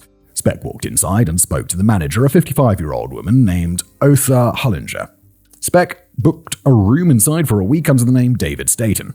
Hullinger asked Speck where he was from. Speck replied that he used to live with his sister in Northside Chicago and gave the correct address of Martha and Eugene Thornton. Why? That makes... I don't think it's likely that it's going to get you caught quickly, but it is obviously a mistake, no? When the National Maritime Union closed at 5 p.m. with Speck a no-show, police ran another dragnet through the bars and boarding houses on the south side of Chicago. They did not know that Speck was now on the other side of the city. Yeah, because you tipped your hands. They didn't. Although, couldn't you have thought, oh, well, he didn't show up because we know he knows we're onto him. So he's probably left. I guess it still makes sense to run a dragnet, but still. At 8 p.m., Speck left the Raleigh Hotel and bought himself a burger for dinner. At 10 p.m., he went to the Pink Twist Inn, where he drank until 3 in the morning. Of course he did. At that point, Speck solicited the services of a sex worker he met in the bar and took her back to the Raleigh Hotel. In the lobby, Speck and the woman walked past the night manager, Augie Lemhart, who observed them get into the elevator. 30 minutes later, the woman came back down to the lobby and told Lemhart that, before he passed out, Speck had been waving a gun around in the room. After assuring the night manager that she didn't steal anything, the woman left. The next morning, just after 8 a.m. on July the 15th, 1966, Otha Hullinger arrived to take over the day shift. Lemhart told her about the guest with the gun. Hullinger called the cops. At 8:30 a.m., officers Robert Ratledge and Clarence Shuey arrived at the rally. A porter escorted them to Speck's room. The officers knocked. No response, so the porter used a key to let them inside. Is the Flophouse has a porter? It's quite nice. I guess to me, a porter's a dude like wearing a funny hat and pushing one of those big metal, big brass bag-carrying things. But I guess it could just be a dude who's like, all right, number 13, up we go. They found Speck passed out on the bed and a .22 pistol on the bedside table. With some difficulty, they woke Speck up. Ratledge asked, "Why'd you have a gun?" Speck told the officers he'd never carried a weapon, but the sex worker had been in possession of the gun and must have left it there. The cops believed his story. It's not an unreasonable lie, is it? For someone who's clearly going to be massively hungover and just wakes up and is like, oh yeah, no, she must have left it here. It's not bad. It's really not bad. Speck gestured to some cans of beer on top of the dresser and offered the cops a drink. When they refused, Speck offered to buy them some coffee. The officers again refused. Officer Ratledge asked, "What's your name?" "Richard Speck." Although the cops had a description of the man who'd murdered 8 nurses on the night of July 13th, Speck's name had not been circulated. So Ratledge and Shuey confiscated the pistol and departed.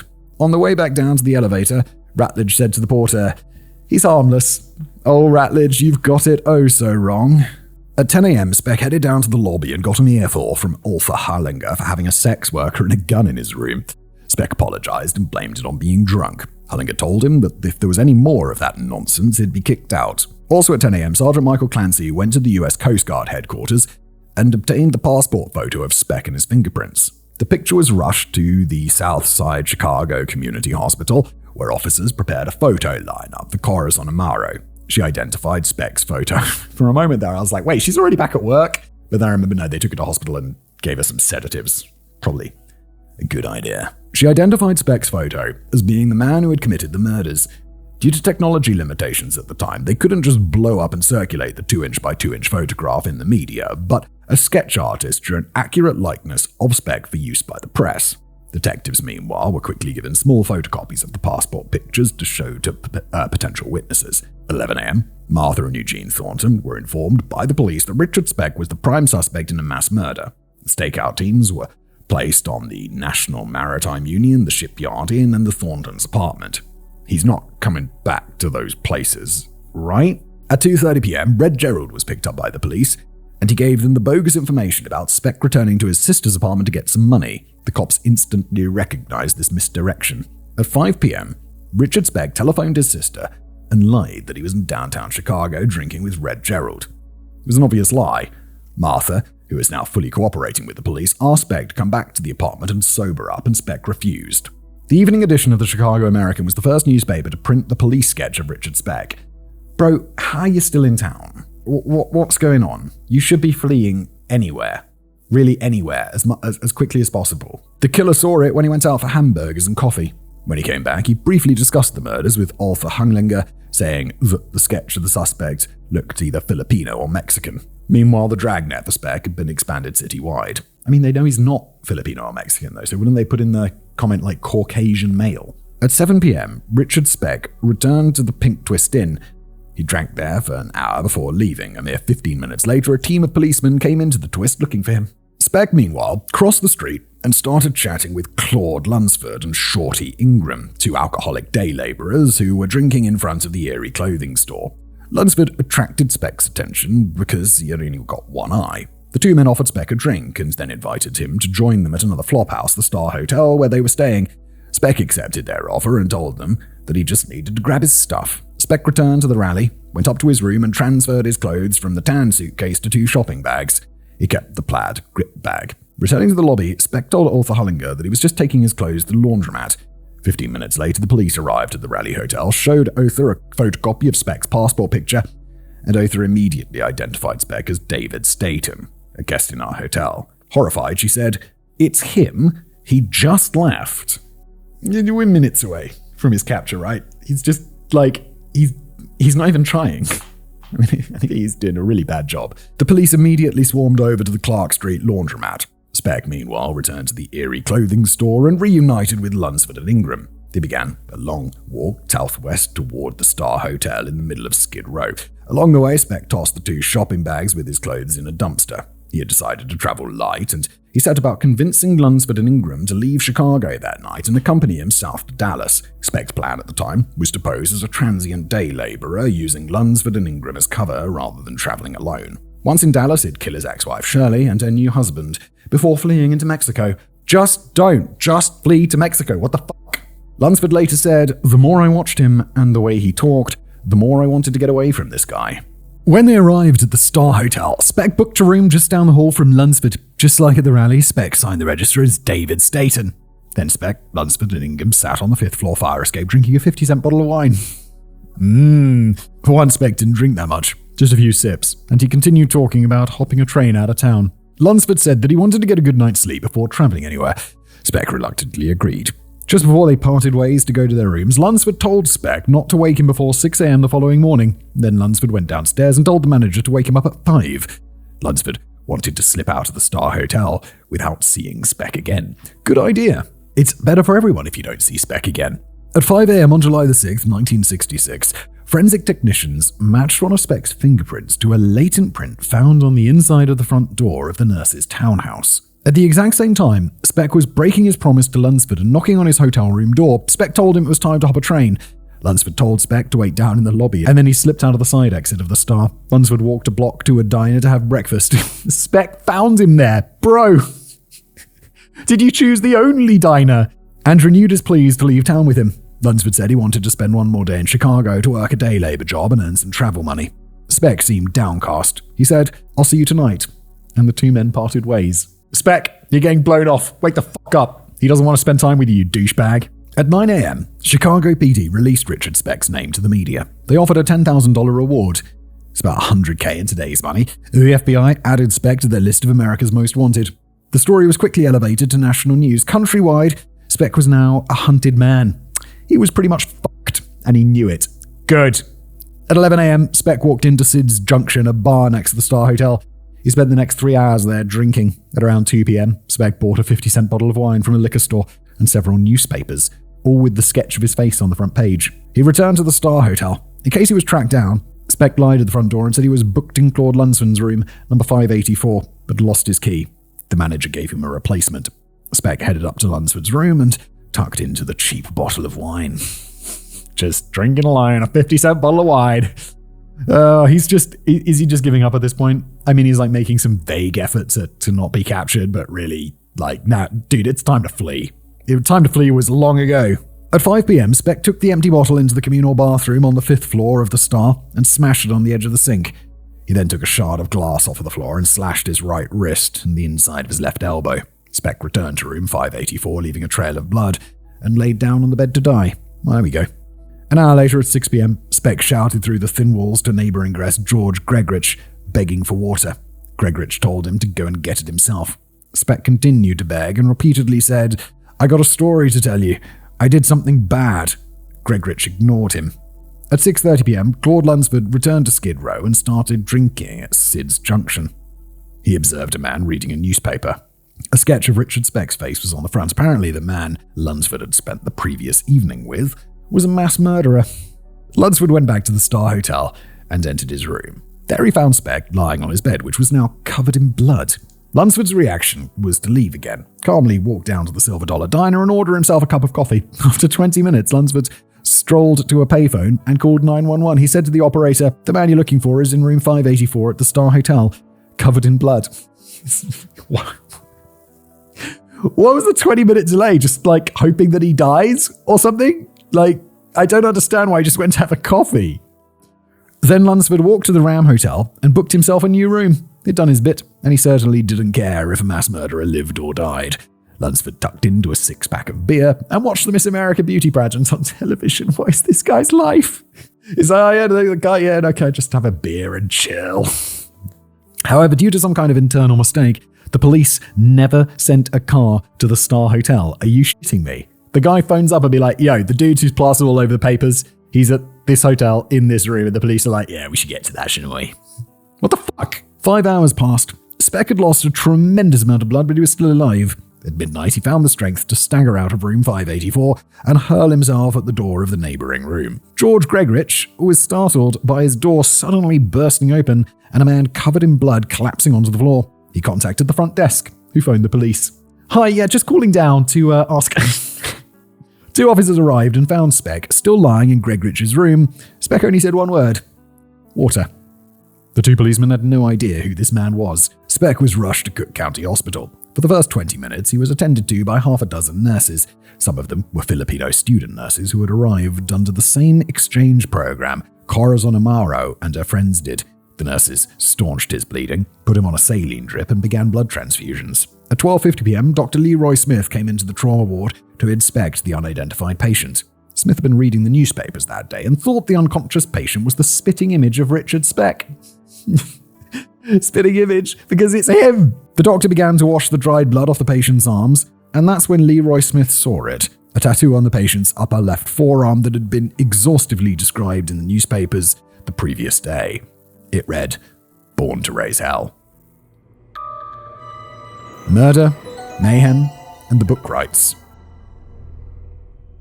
Oh God. You can't profit from your crimes, right? So even if he does sell his book rights, he doesn't get any of that money. It's going to go to like his victims and shit, which is good. But also I'm kind of against, despite the fact that I do a fucking true crime podcast, I'm against like these people's names being, too wide.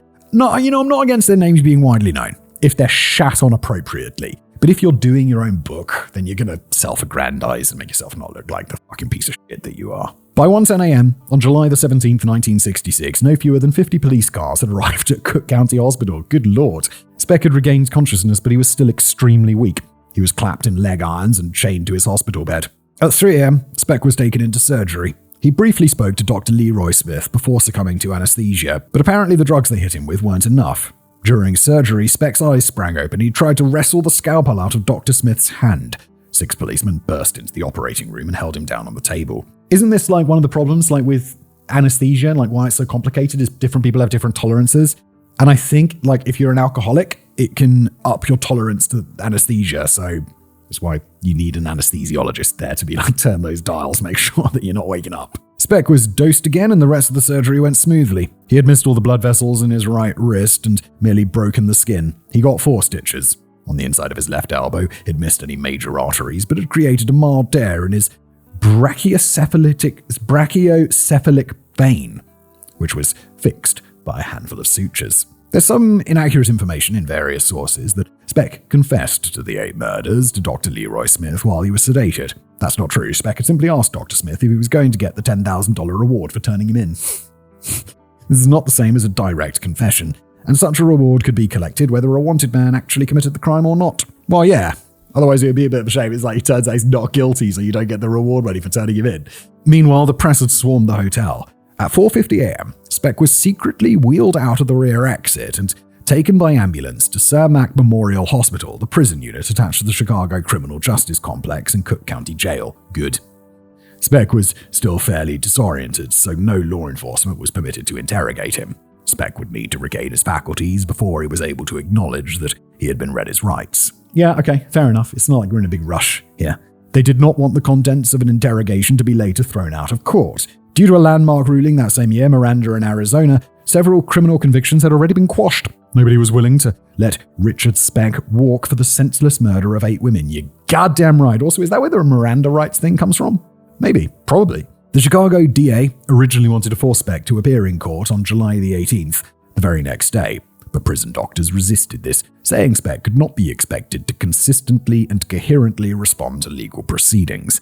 Again, this was probably the right call, since it also ran the risk of having Speck's case overturned. Yeah, the only way he's going to get away with something like this is on procedural error. So you want to make sure there are no fucking procedural errors, so we can get him killed as soon as possible. On July the 19th, Corazon Amaro was taken to Cermak Medical Hospital. She wore her nursing uniform and a surgical mask to cover her face. She entered Speck's room with 3 doctors and another nurse and stood there for 3 minutes while the doctors checked his vitals. Upon exiting the room, Corazon Amaro confirmed Speck was the man who had murdered 8 of her friends, and then she fainted. The same day, Speck's older brother Howard and his brother-in-law Eugene Thornton tried to visit him in hospital. Speck refused to see them. He also refused a visit from a Presbyterian minister. The only person Speck consented to see was his public defender, Gerald Getty. Honestly, probably the right move right there. Over the next week, Speck slowly regained his energy and belligerence. The guards assigned to him had been instructed to take notes of his statements and behaviors. Once, when returning from the bathroom, Speck said to a guard, "I shat 2 times and farted twice. Write that down." On July the 29th, Speck was transferred from Cermak Hospital to Cook County Jail. He was required to undergo twice-weekly sessions with a part-time prison psychiatrist, Dr. Marvin Zipperin. Over the next 7 months, they spent over 100 hours together. Speck told Zipperin that on the night of the murders, he was drinking heavily with 2 sailors in the room at the Shipyard Inn. He also took speed and heroin. Speck claimed that he passed out at 8 p.m. before the murders began and didn't wake up until 11 a.m. the next morning, long after Corazon Amaro and the bodies had been discovered. So he's going for like an automation defense. Then that he was so out of it that he couldn't possibly fuck you. You piece of shit. You're going down for this. And that's going to be great. The only problem is you were alive at the beginning of this episode. So I hope that you were alive on death row, you fucking animal. Zipperin didn't believe a word of it. Corazon Amaro had identified Speck as the killer. 3 of Speck's fingerprints were found inside the house. The .22 pistol was traced back to Ella Mae Hooper, who claimed Speck raped her, and several people had seen Speck with the gun at the Shipyard Inn. They also knew he was drinking in the bar until he walked out onto the street at 10:20 p.m. When Zipperin questioned him on these details, Speck retreated into the claim that he simply had no recollection of the night of the murders. This claim, Zipperin actually believed. Oh, okay.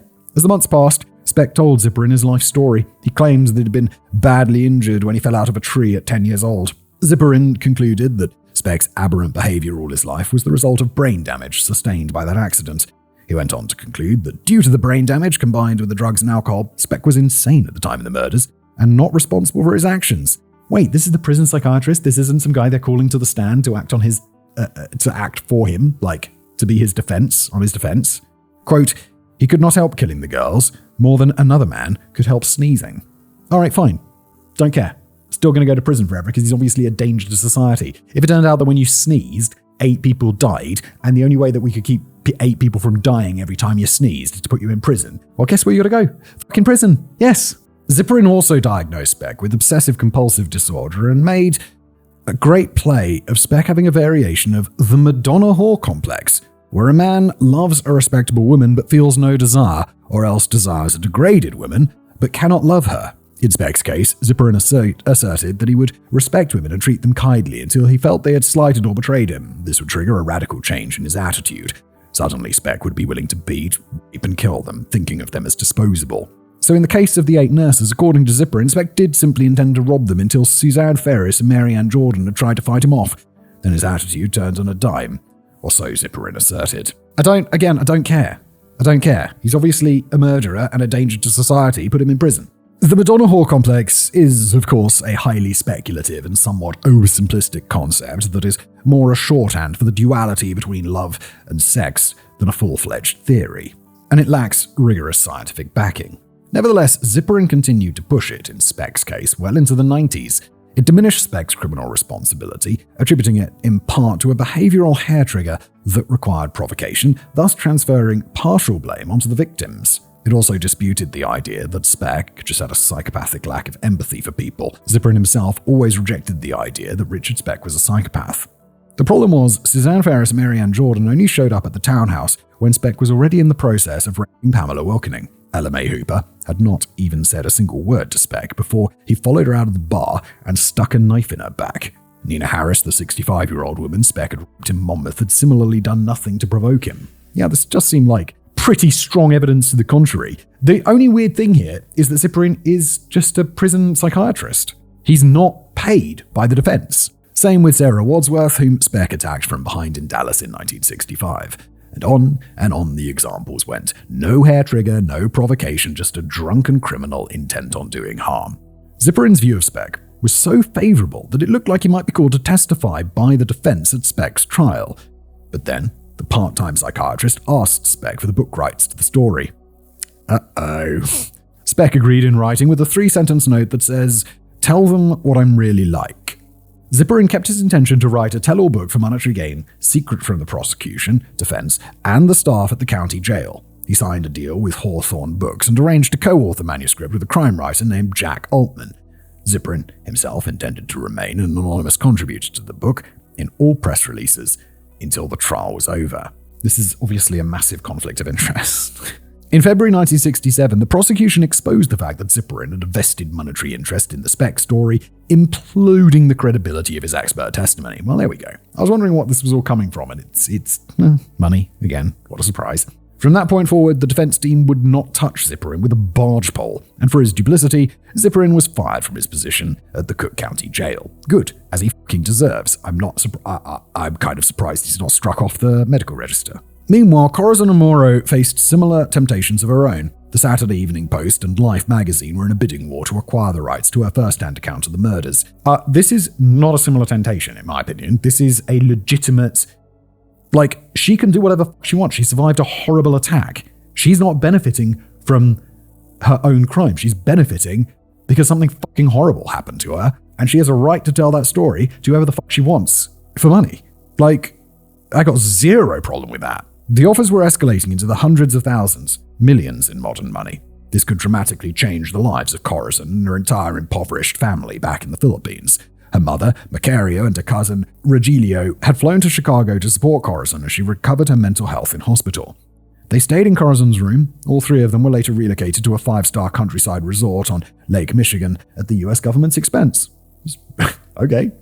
I mean, I'm all for people getting taken care of by the government after a crime like this, but what's wrong with a reasonable business hotel or something like a courtyard from Marriott?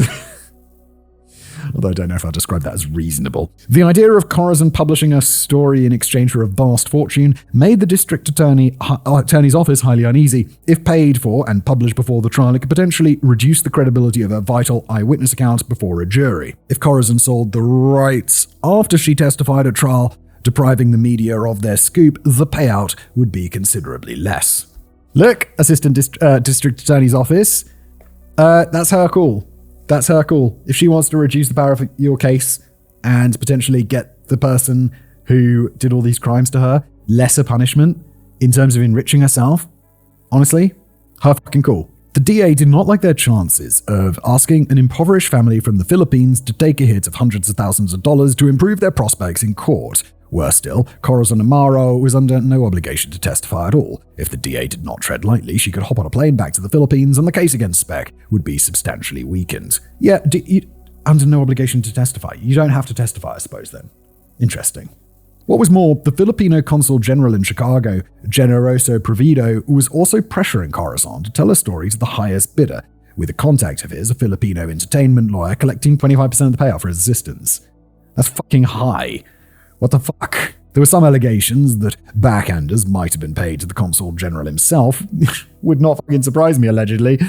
In response to these rumors, the DA blocked Provido and his lawyer from visiting Corazon in hospital. This caused a minor diplomatic incident since the consul general was allowed by treaty to visit Filipino citizens at any time. Provido gave an infuriated statement to the press saying that the treaty between the USA and the Philippines had been violated. In reality, Corazon herself also did not wish to see any representative from the Filipino government. Well, in that, it's you can see any Filipino person, unless they say fuck off. Right? She did not like being pressured into accepting a publishing deal. She steadfastly refused to profit from the murder of her friends. Oh wow, good for you. All she asked from the DA in return for her testimony was to pay off the few $100s of her family's debt and to pay their expenses while they stayed in Chicago awaiting the trial to prevent the already poor family from being completely ruined.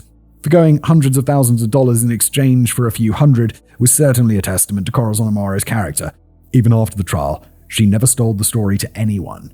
I respect that enormously, but I would have not disrespected it at all if you wanted to sell that story, because you're the victim here. You can do whatever the fuck you want. Richard Speck was first, but good for you. Richard Speck was first questioned by police on July the 31st, 1966, 2.5 weeks after the murders. They wanted to be absolutely certain that Speck had recovered his faculties and could not claim that his Miranda rights had been violated. As it turned out, Speck was not at all cooperative. He stuck to his story that he couldn't recall anything about the night of the murder. Then he pled the fifth, stopped talking altogether, and there was little point continuing to question him. Speck appeared before Judge Herbert Passion the next day, August the 1st, for a pre-trial hearing. Passion ordered that a panel of mental health experts, half selected by the prosecution, half selected by the defense, evaluate Speck to determine whether he was fit to stand trial and whether or not he had been insane at the time of the murders. On October the 22nd, the panel unanimously concluded that Speck was indeed fit to stand trial and that he was not insane at the time of the murders, flatly contradicting the conclusion of the part-time prison psychiatrist Marvin Zipperin. Yes, we've already established as, let's just say, unreliable. To cap it all off, the panel also diagnosed Richard Speck with psychopathy. Surprise! This is the man. In December 1966, for the first time in Illinois history, the state granted the defense's request to move Speck's trial out of Chicago because the press coverage of the case would likely prejudice any Cook County jury.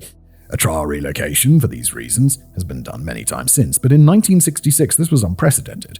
On December the 19th, it was announced that the new location for the trial would be the town of Peoria, 3 hours south of Cook County, which was also out of range of Chicago TV broadcasts, the past, and had limited Chicago newspaper circulation. The state also instituted a press gag order in Peoria to prevent prejudicing jury members in the town. Although Speck's story was national news, there was very little more the state of Illinois could realistically have done to ensure that Speck was tried by impartial jurors. Even then, though, jury selection would be a challenge. Also on December the 19th, Richard Speck received Christmas cards from his mother Mary and his little sister Carolyn in Dallas.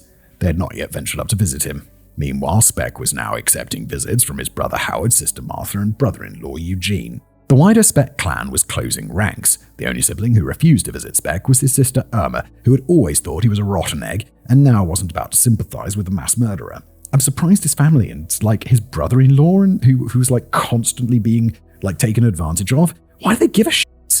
This guy's a fucking monster. I get your mother, but Jesus Christ, your brother-in-law just be like, fuck that guy, what a douchebag. The prosecution didn't bother using Dr. Leroy Smith's testimony that Speck asked him if he was going to collect the $10,000 reward for turning him in. If they did, the defense would make a great play over the fact that Speck was being pumped full of drugs. At any rate, it wasn't a direct admission of guilt, and so the prosecution's case largely depended on Corazon Amaro and the fingerprints. Which, I'm not always the biggest, giant fan of eyewitness testimony, but they were together for hours. And there's also the fingerprints. Amid the flurry of pre-trial motions, Speck's lawyers made it clear that they disagreed with the assessment of the mental health panel that Speck was sane at the time of the murders. Accordingly, on February the 14th, 1967, public defender Gerald Getty requested that 2 trials be potentially held. One, where Speck would plead not guilty without invoking insanity, and if he were found guilty in the first trial, a second trial would be held where Speck submitted an insanity plea. Bro, you can't have both. You can't have your cake and eat it too. The trial would then be heard by the exact same jury. It essentially gave Speck 2 bites at the apple. In response, Assistant District Attorney Bill Martin threatened to request 8 separate trials, 1 for each murder victim. Good play. In the end, Judge Passion denied the defense request for 2 trials. There was absolutely no legal basis or precedent for it anyway. Good for you, Bill Martin. Legend. And also the judge. Good legal choice, in my opinion. That evening, Richard Speck was watching TV in his cell at the Cook County Jail. 2 prison guards arrived to transfer him to Peoria. Speck was pissed off. He wanted to watch the violent gangster movie Machine Gun Kelly. As Speck was escorted down the hallway, he shouted to another inmate to write him and say what happened in the movie. Arriving in Peoria around midnight, Speck was held at Peoria County Jail, located in the town courthouse. The trial itself was delayed because jury selection took a month and a half.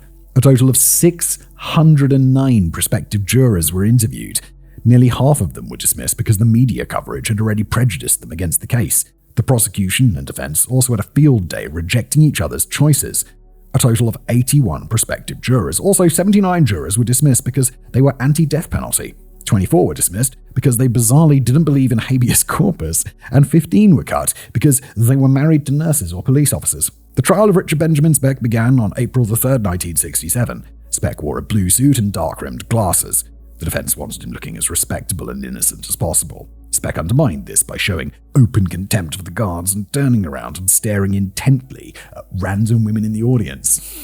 Gonna do wonders for making yourself look good to the jury there, you dick. During the trial, the 25-year-old Speck received a large number of letters from female hybristophiles, some extolling his innocence, others not caring a whit one way or the other. Some of the letters contained declarations of love, others were more sexually graphic. Speck was generally dismissive of the letters and didn't reply. At one point, he said to a guard, "You want to know something? There's a lot of kooks out there." Relatives of 6 out of 8 murder victims attended the trial. The families of Valentina Pajian and Merlita Gagulo could not afford to fly to the United States. Of the 6 families that did attend, not a single person knew the details of the murders, just that their loved ones had been killed. And so when prosecutor Bill Martin gave his opening statement describing the horrific and elongated sequence in which the young women had been herded to their deaths, many burst into tears. Public defender Gerald Getty's opening statement bluntly denied that Speck was the killer. He just had the misfortune of being a man who was hanging around the Maritime Union in the days surrounding the murders. Getty cast doubt upon the strength of Corazon Amaro's memory. He dismissed Speck's 3 fingerprints that were found in the house as smudges without detail, and implied the police may have fabricated the evidence in their desperation to charge a suspect. Bro, this is the best you got? Oh, you're so Speck, yes! I mean, death penalty, please? The prosecution decided not to use the .22 caliber pistol confiscated from Richard Speck's room at the Raleigh Hotel as evidence, even though Corazon Amaro recognized it. The gun had been seized in dubious legal circumstances, and Officer Ratledge had not bothered to fill out any paperwork for it afterward. Instead, to establish Speck had a gun that evening, they had Patrick Walsh. Speck had pulled the gun on him at the shipyard in about an hour prior to the murders. Because the .22 was not brought into evidence, Ella Mae Hooper was not called as a witness and did not get to tell her story. And at any rate, the prosecution reasoned that because she was a chronic alcoholic, she had been a huge target for the defense. Yeah, they got enough evidence to get this guy locked up forever, right? The police would also dredge the nearby river and found the switchblade Speck had tossed off the bridge near the townhouses. Wow, good job, guys. Holy shit. But the prosecution chose not to use this either.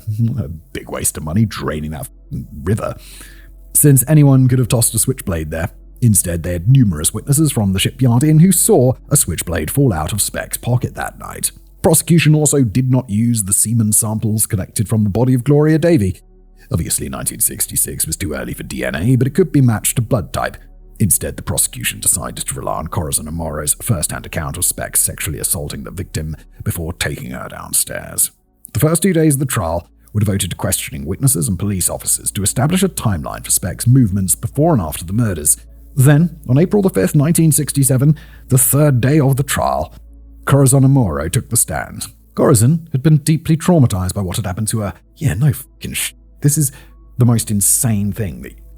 Christ. She had spent the past 9 months recovering in private with her family, and in order to make her feel safe from Speck in the courtroom, the state had supplied her with 4 bodyguards who all sat in the front row. In total, not counting cross-examination, Corazon's testimony lasted for 3 hours and 40 minutes. Not counting cross-examination, she discussed in incredible detail the events of that night. When Corazon got to the part where Speck knocked 4 times on her bedroom door, tears began to form in her eyes. Gerald Getty rose and asked if she needed a few minutes recess. Corazon shook her head and refused. Judge Passion handed her a glass of water. Corazon took a sip and said, "I saw a man standing in the middle of the doorway with a gun in his right hand," pointed toward me.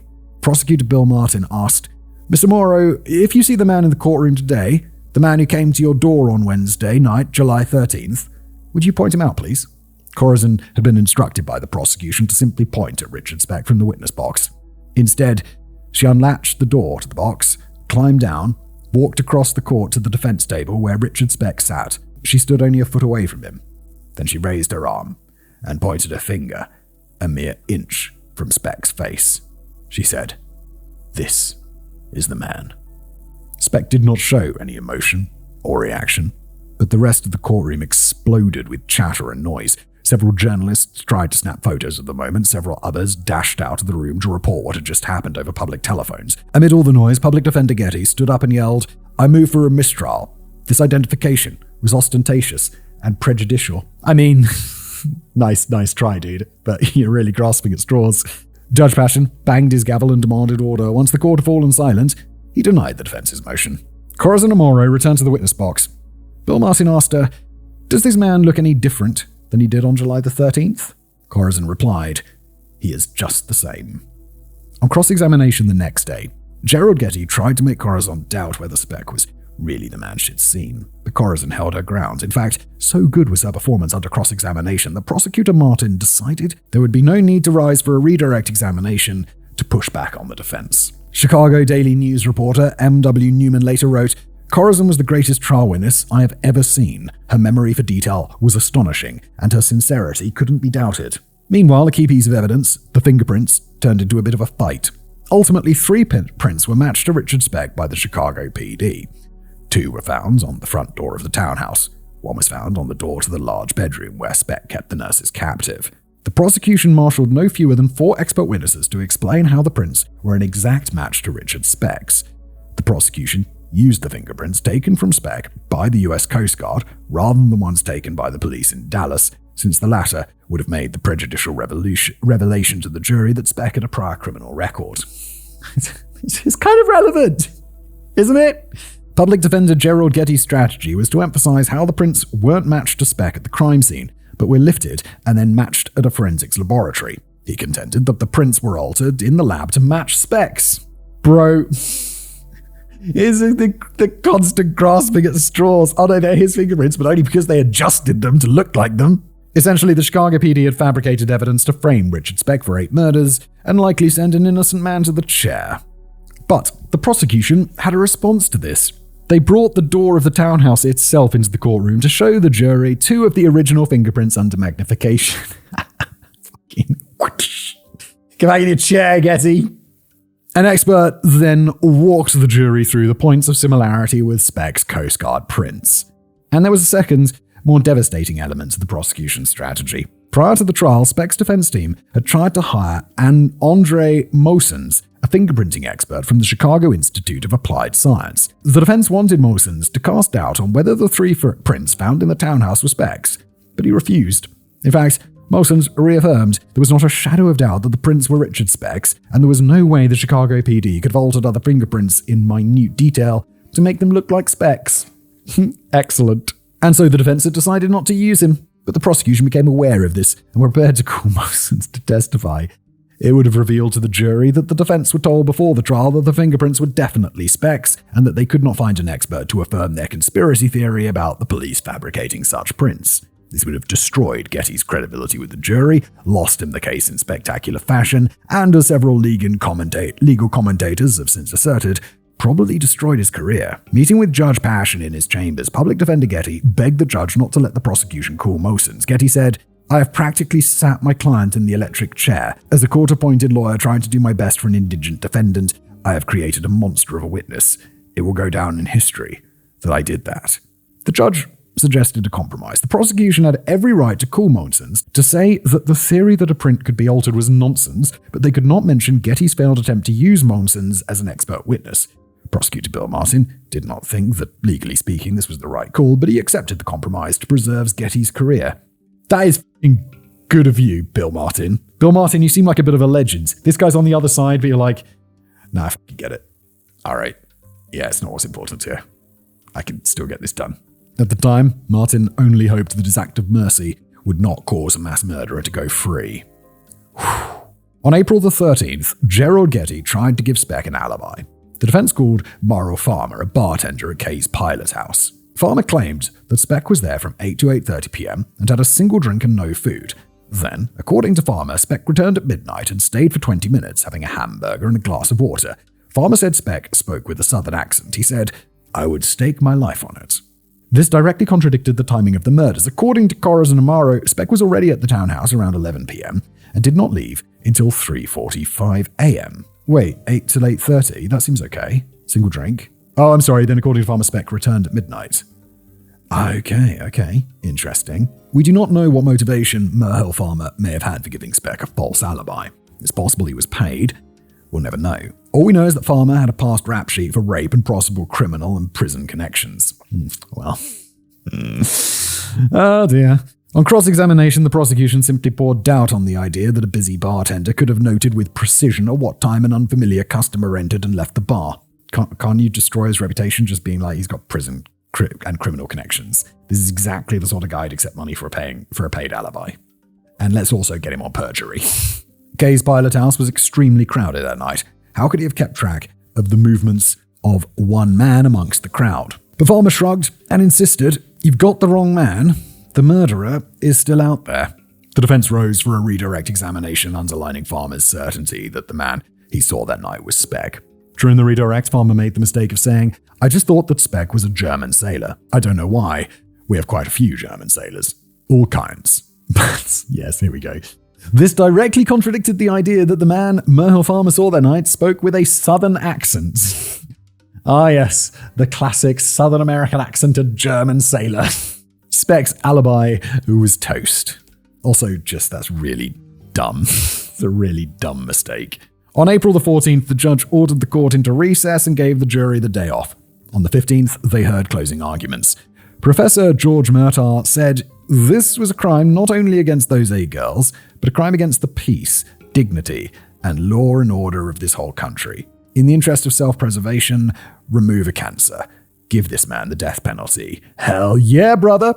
Speck's lawyer Gerald Getty said, "Ms. Amaro's descriptions of the perpetrator do not resemble my client's. And I have tried over 400 murder cases. I've seen many witnesses, and Merhill Farmer is the best alibi I've ever encountered." This is hilariously bad. The killer or killers had been in the nurse's townhouse for an hour and a half before Richard Speck left Kay's pilot house. I commit you to make a proper decision in this case. Find him not guilty. Bruh, you're fucking cooked, my dude. In rebuttal, Bill Martin rose and said of Farmer's alibi, "The human mind is not a stopwatch, nor does a German sailor speak with a southern accent." Oh nay, I present to you the German the German southern. He brings a group of these people, but they don't exist, so he doesn't. Obviously not. It's not real. Let's get him in the chair. As for the clarity of Corazon Amaro's memory, Martin said, "The murderer's face was indelibly printed on the mind of Ms. Amaro. He spent 5 hours in that house, tormenting her and the other victims. Ms. Amaro selected Richard Speck's photograph out of a lineup of 104 other men. Not only did Ms. Amaro identify Mr. Speck in the courtroom as the killer, but so did the fingerprint evidence. Like her, the fingerprints also point at Speck and declare that this is the man." Martin concluded, quoting again, "There is no question that Richard Speck is guilty of this monstrous crime, and your course is clear. The law is not for vengeance, it is not for hatred. The law is here to preserve society and deter future crimes. Ladies and gentlemen, courage is what is required of you. The same courage that allowed Corazon Amaro to survive. Find him guilty and fix his punishment at death." Excellent argument. Let's get into it. The jury went into deliberations. And after 49 minutes, they returned. I feel like they went in there and like, "He's guilty, right?" And everyone's like, "Aye." And then they're like, "Should we wait around for like at least 45 minutes so it looks like we thought about it so that they don't want to like get a new jury or some shit later on?" And everyone's like, "Aye." And they just have a cup of coffee. The jury found Richard Speck guilty of 8 counts of murder and recommended the sentence of death. 2 months later, on June the 5th, 1967, Judge Herbert Passion sentenced Richard Speck to die in the electric chair. Hey! The criminal gene. Back in summer of 1966, when Gerald Getty was preparing a possible insanity defense, he was contacted by Eric Engel, a geneticist at Vanderbilt University. Engel suggested that Richard Speck might have an extra Y chromosome, a condition known as XYY syndrome, or more colloquially, as Superman syndrome. Alright, the condition occurs in about 1 in 1,000 men, the result of a random mutation during sperm development, rather than something that's consistently inherited in a family tree. The symptoms of XYY syndrome are usually above average height, Speck was 6'1", and learning difficulties. Speck wasn't particularly bright and got poor grades in school. At the time, XYY syndrome was also linked to aggressive and violent behavior, but we now know there's no correlation. Nevertheless, at the time, it offered a potential explanation for Speck's criminality. Getty sent a sample of Speck's blood to Vanderbilt, and in September 1966, Engel reported back that Speck had a normal XY karyotype, and so Getty let it drop for the time being. It's like, dang it.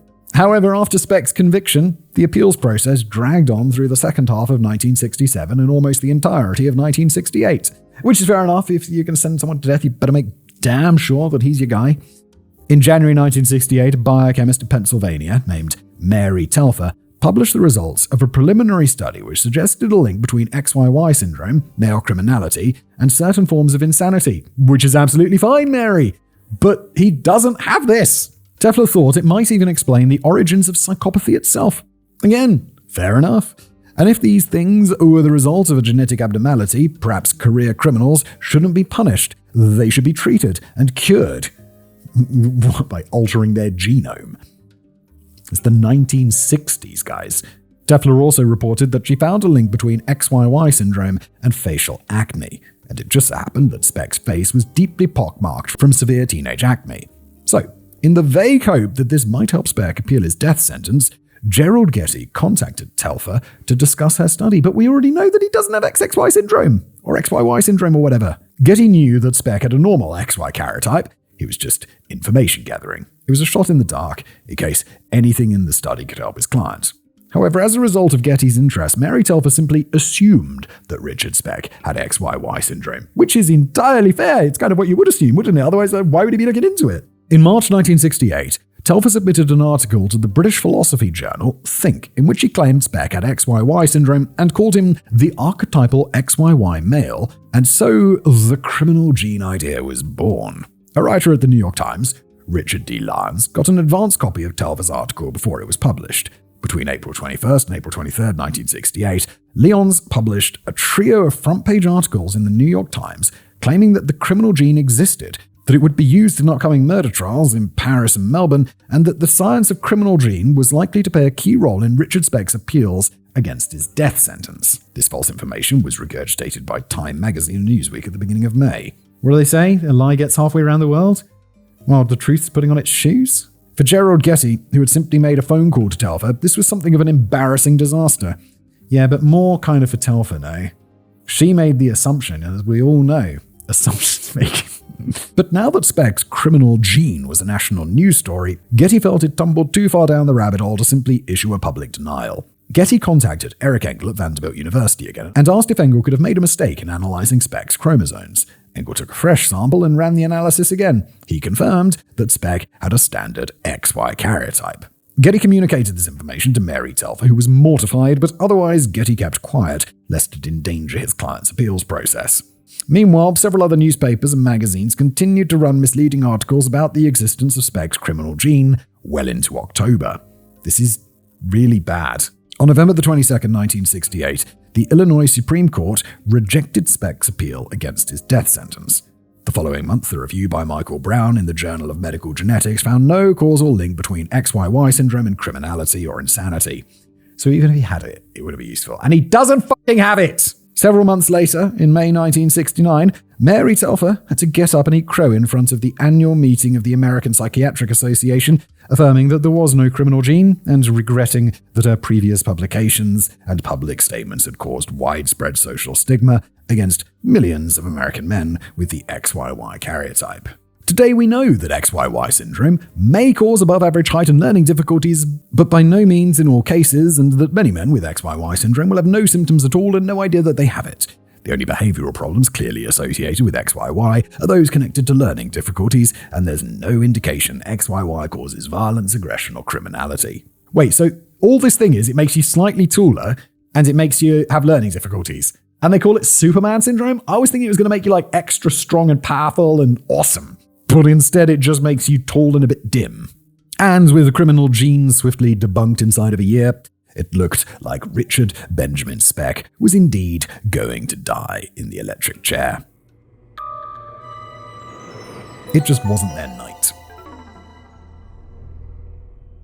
On June the 28th, 1971, the US Supreme Court invalidated 42 death sentences handed down across the nation, including Richard Speck's. Oh no! Oh no, why? These 42 sentences followed trials where potential jurors were excluded for being anti-death penalty. In Speck's case, 79 jurors were dismissed for this reason. And yet, at Speck's trial, the jury still had to decide between guilty, not guilty, and guilty with the recommendation of the death penalty. The Supreme Court ruled that by just dismissing jurors with anti-death penalty beliefs, Speck and 41 other people had been deprived of their right to a fair trial. Wait, this is... The law at that time said this. Why can't we kill him? Please. I did get the legal argument, though. The US Supreme Court referred Speck's case back to Illinois to re-sentence him. The Peoria County District Attorney appealed the decision, and litigation was likely to drag on for more than a year. However, on June 29, 1972, the US Supreme Court ruled against the death penalty in Furman and Georgia, effectively suspending all death sentences in the United States. On September 20th, 1972, the Illinois Supreme Court referred Speck's case back to Peoria County to re-sentence him. 2 months later, at 1:30 a.m. on November 21st, Assistant Warden George Stampar went into Richard Speck's cell at Stateville Correctional Center in Crest Hill, Illinois. Stampar, who was supposed to escort Speck to Peoria to receive his new sentence, but Richard Speck yelled at the warden to get out, saying, "I've never been on an airplane before, and I'm not going to get on an airplane now." Stampar eventually managed to convict Speck to change his mind by saying that he'd have bragging rights among the prisoners for flying on, quote-unquote, the governor's plane. In the intervening 5 years, Judge Herbert Passion had died. Instead, Judge Richard Fitzgerald was presiding. Speck sat, looking bored, with his head resting in the palm of his left hand, while Fitzgerald sentenced him to 8 consecutive sentences of no less than 50 and no more than 150 years. This amounted to between 400 and 1,200 years behind bars. The extreme length was purely to send a message on paper about the severity of Speck's crimes. Illinois sentencing guidelines automatically reduced the jail term to between 100 and 300 years, but either way, Speck would die in prison. Yeah, but I'd just rather he died in prison, by being killed by an electric chair. That would be better. Meanwhile, the US Supreme Court would reverse its decision on the death penalty in 1976 with its ruling on Gregg and Georgia. Executions would resume in 1977. However, the damage, depending on your perspective, had already been done. Thanks to Furman and Georgia in 1972, Richard Speck and 629 other convicts across America, including the likes of Charles Manson, escaped execution forever. Fuck that. Charles Manson and Richard Speck deserve to be executed. Their life sentences could not be escalated to the death penalty again. Speck took to prison like a fly on shit. The part-time prison psychiatrist Marvin Ziprian had taught him how to paint. He decorated the walls of his cell with murals, then branched out to the cells of other convicts. He kept a stamp collection and listened to music on the radio. Stateville Warden Vernon Revis described Speck as just a big nothing, doing time. He was a total loner who couldn't care less whether the sun rose or not. It was impossible to get mad at him or he at you. Of course, all that might change if you gave him a six-pack and a knife. In 1971, Richard Speck even told his new prison psychiatrist he had stopped drinking. But this sobriety was either short-lived or total bullshit to begin with. In reality, Speck learns how to make prison brew, taking advantage of corrupt guards and lax prison rules, starting at his toilets and then increasing production in the prison kitchens to a near-industrial scale. Through the trade of prison brew, Speck was able to obtain whatever he wanted. Clothing, electronics, new bedding, illegal drugs, cash to bribe the guards, pretty much anything. In many ways, Speck enjoyed a better quality of life in prison than he ever did, robbing and scrounging together some cash to piss away at a bar on the outside. A Stateville guard once commented, "If a tornado had blown this place down, Speck would have been the last man to leave." This is why we should have fucking executed him, guys. He murdered fucking 8 people and was an absolute piece of shit for his whole life. In addition to the murals in his cell, Speck put up photographs of the 8 nursing students he murdered that night. It was a highly macabre shrine to the women he killed, and in all likelihood it indicated that Speck felt no remorse for what he had done, rather than it being some sort of shrine of somber remembrance. But the only person who ever knew its true meaning was Speck. Eventually, one of the guards threatened violence and told Speck to take the pictures down. Speck also kept 2 sparrows as pets after they flew in through the bars of a window high above the prison gangway opposite the cells. One of the sparrows had been injured, and Speck nursed it back to health. He tied a string to the sparrow's leg and let it perch on his shoulder as he walked around the prison. It earned him the nickname the Birdman of Stateville. Eventually, one of the guards told Speck that pets were not allowed. Without warning, Speck grabbed the sparrow off his shoulder and threw it in a ceiling fan. The little bird was killed instantly by the whirring blades. The guard was shocked and he said, "I thought you liked that bird." Speck replied, "If I can't have it, no one can." This is why he's a fucking psychopath. Jesus. Richard Speck first came up for parole in September 1976 after roughly a decade of incarceration. Speck's attitude at the parole hearing was hostile, and he was denied within 7 minutes.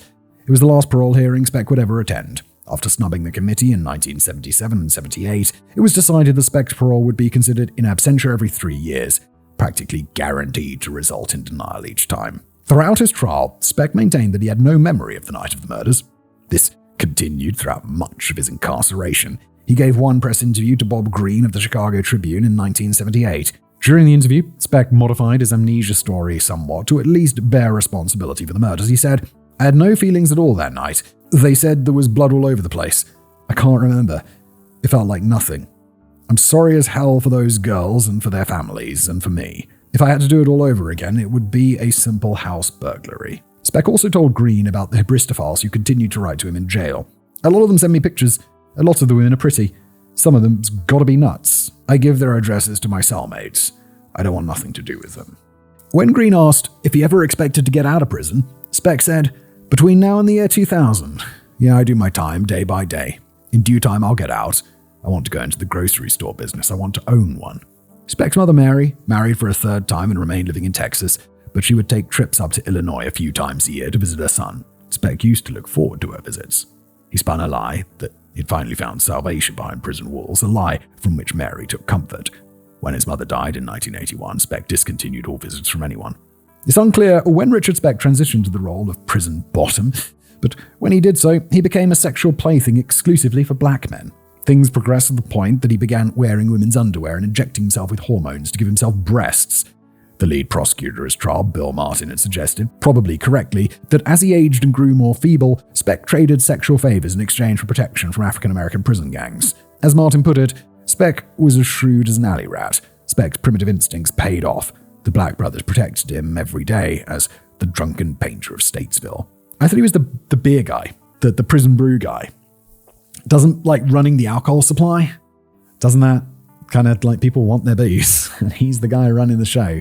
In the 1988 prison video featured at the start of today's episode, Richard Speck gave a much less diplomatic murder confession than the one he gave to Bob Greene in 1978.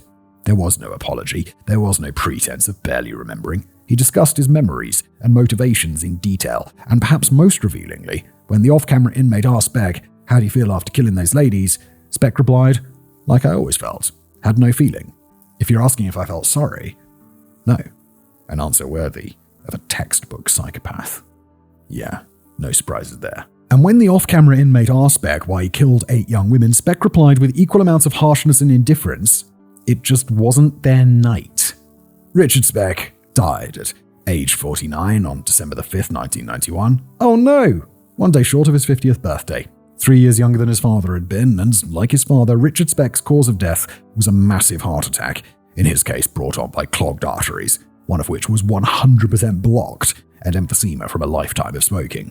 Doctors and nurses spent 6 hours at Silver Cross Hospital near Stateville trying to save his life, but to no avail.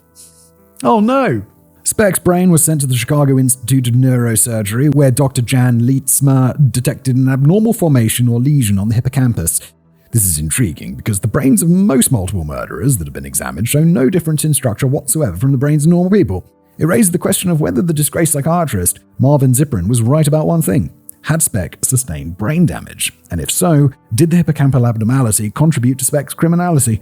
Dr. Liestma sent Speck's brain to Harvard for further examination, but it was either stolen or went missing in transit. It was never found. What the fuck? Who steals that? Oh, who loses a brain? Even if Speck's brain was abnormal and contributed to his violent, predatory behavior, it is doubtful that many people would agree with Ziprin's conclusion that, quote, he could not help killing the girls any more than another man could help sneezing. Meanwhile, Dwayne Krieger, the county coroner, contacted Martha Thornton about what to do with the rest of Speck's body. She replied that the family was worried people would desecrate Speck's grave. Nobody from his family wound up coming to Stateville to claim him, and so Krieger had Speck cremated without ceremony and dumped his ashes not far from the prison. Dismembered appendices. Number 1. Richard Speck was never charged and tried for the murder of Mary Kay Pierce in Monmouth in April 1966, 3 months before the townhouse murders. There was certainly enough circumstantial evidence to merit a trial. However, given Speck was already sentenced to prison for several centuries, the case was deemed an unworthy use of resources. On the other hand, Speck never admitted to the murder, and to this day, Mary Kay's relatives have neither closure nor peace. Nor does the justice system have clarity that Speck actually was the killer, rather than Mary Kay's murderer remaining at large, potentially for decades. Number 2. After being fired by Cook County Jail, psychiatrist Marvin Zipperin went into private practice, where he earned a substantial living for many years. Additionally, in August 1967, the book he co-authored with Jack Altman, Born to Raise Hell, The Untold Story of Richard Speck, was released to the public. It sold roughly 100,000 copies during its first print run, and the Saturday Evening Post paid $25,000, or $250,000 in modern money, to print excerpts from the book. Life magazine also offered Zipperin $100,000 to print parts of it before backing out. Jesus Christ, that's $1 million in today's money. But not before paying Zipperin $10,000 just to read the manuscript. The book itself has some intrigue. $100,000 just to read it! The book itself has some intriguing information, but repeats many of Speck's lies uncritically and glosses over his life history and the murders in favor of telling a tale where Zipperin himself is the quasi-protagonist. In 1992, Marvin Zipperin had his medical license revoked by the Illinois Department of Professional Regulation for an unrelated ethical violation. He was then expelled by the Illinois Psychiatric Society and the American Psychiatric Association. Despite being stripped of his credentials, Zipperin took a generous paycheck in 1996 to be an expert commentator on the CBS 5-part special that aired after the Speck prison video surfaced. He again trotted out his unsubstantiated theory involving a variation of the Madonna whore complex, which, by implication, laid at least a sliver of blame on the feet of Richard Speck's many victims for quote-unquote provoking him. Fuck off with your bullshit, in my opinion. Number 3. In addition to the neighboring students who almost entered number 2319 that night and may have been killed as a result, there are 2 more, Sherry Finnegan and Roberta Spurlock. They were nursing students who actually lived at 2319, but Sherry and Roberta frequently signed themselves out overnight to supposedly visit their boyfriends in Wisconsin. In reality, their boyfriends lived in Chicago. One of them was married with 4 children. Several times, Sherry and Roberta were late to their 7 a.m. shifts at the hospital and repeatedly told the story that they'd been hitchhiking back from Wisconsin and their car had broken down. On March the 9th, how many times is that going to work? On March the 9th, 1966, Sherry and Roberta were ejected from the nurses' townhouse for their conduct, but were allowed to remain at the nursing school. Their ejection from the students' housing probably saved their lives. On July the 14th, the day after the murders, Sherry Finnegan and her boyfriend went to drink at Pete's Tap. At that point, the killer was still at large, and Sherry was scared. While at the bar, a drunk walked up to Sherry and her boyfriend and asked, "Hello, Nursey. How's it feel to be alive?" Sherry's boyfriend pushed the man away. Sherry couldn't stop trembling. It's fucking weird. Number 4. Richard Speck is one of the killers portrayed in Season 1 of Mindhunter. Oh my god, I saw that. I totally don't remember that, though. The scene itself squeezes together a number of things. The phrase, "it just wasn't their night," throwing the sparrow into a fan, and so forth. Now it does feel familiar. Vaguely. Like most depictions of killers on the show, it's quite well researched and ably done, and gives genuine insight into his character. The earliest films on Speck in 1967 and 1976 depict the events taking place in Japan and Northern Ireland, respectively. There have also been a handful of low-budget early 2000s movies made about Speck, including one where he returns as a ghost. Oh my god. Please. No. And I do not recommend watching a single one of them. More broadly, just as the story of Ed Gein inspired Psycho and the Texas Chainsaw Massacre, Richard Speck targeting a house full of young women provided the basis for several tropes in the rise of the slasher fig back in the 70s, including Black Christmas in 74.